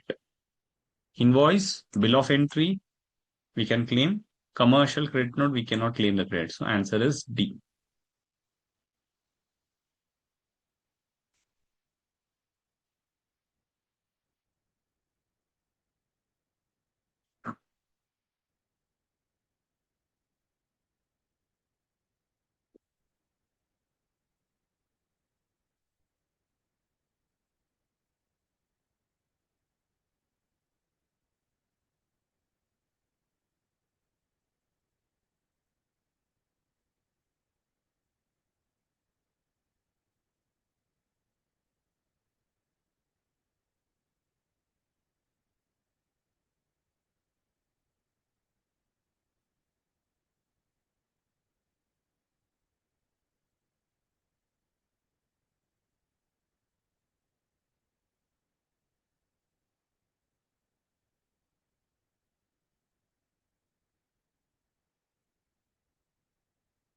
Right.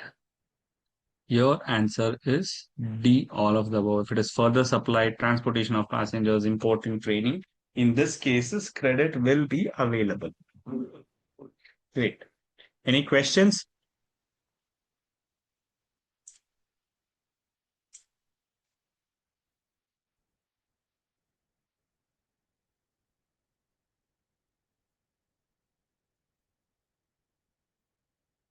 Yes, Gayatri, you can unmute yourself. Sir, in IGST utilization of IGST, we can first we need to utilize for IGST fully, then in CGST and SGST in any proportion, sir. But you Yes, said any all the proportion. Yep. C is alone correct, no, sir. No, earlier there was restriction. Then they made an amendment and they said IGST you utilize with IGST, and then CGST and SGST in any proportion you can utilize, because Sometimes CGST utilization will be better. So you can take the call. Okay, okay, sir. Thank you.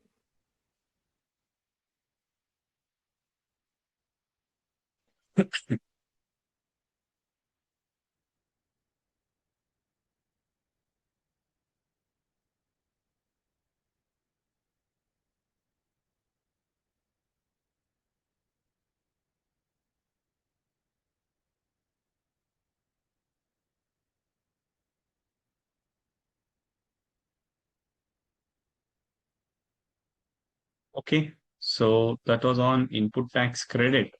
And please go through and revise your notes. Tomorrow we will not be having GST session. I am not available. So next Friday and Saturday we'll be having two more sessions. And hope you enjoyed the session. It was really a fast track session. That is how this revisionary classes are supposed to be. That you have to be on a fast track mode. And hope you absorbed it. And to absorb better, you have very good, enjoyable and interesting. That's good. Go through the session, go through the notes on this, go through your study material on this. You will have some more questions. Thank you very much.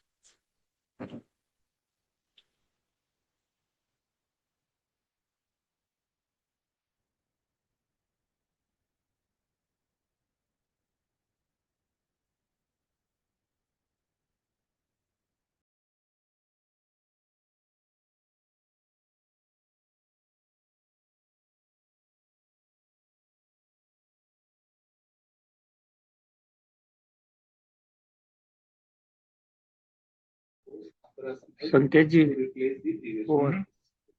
Yes, yes, yes. Recording stopped.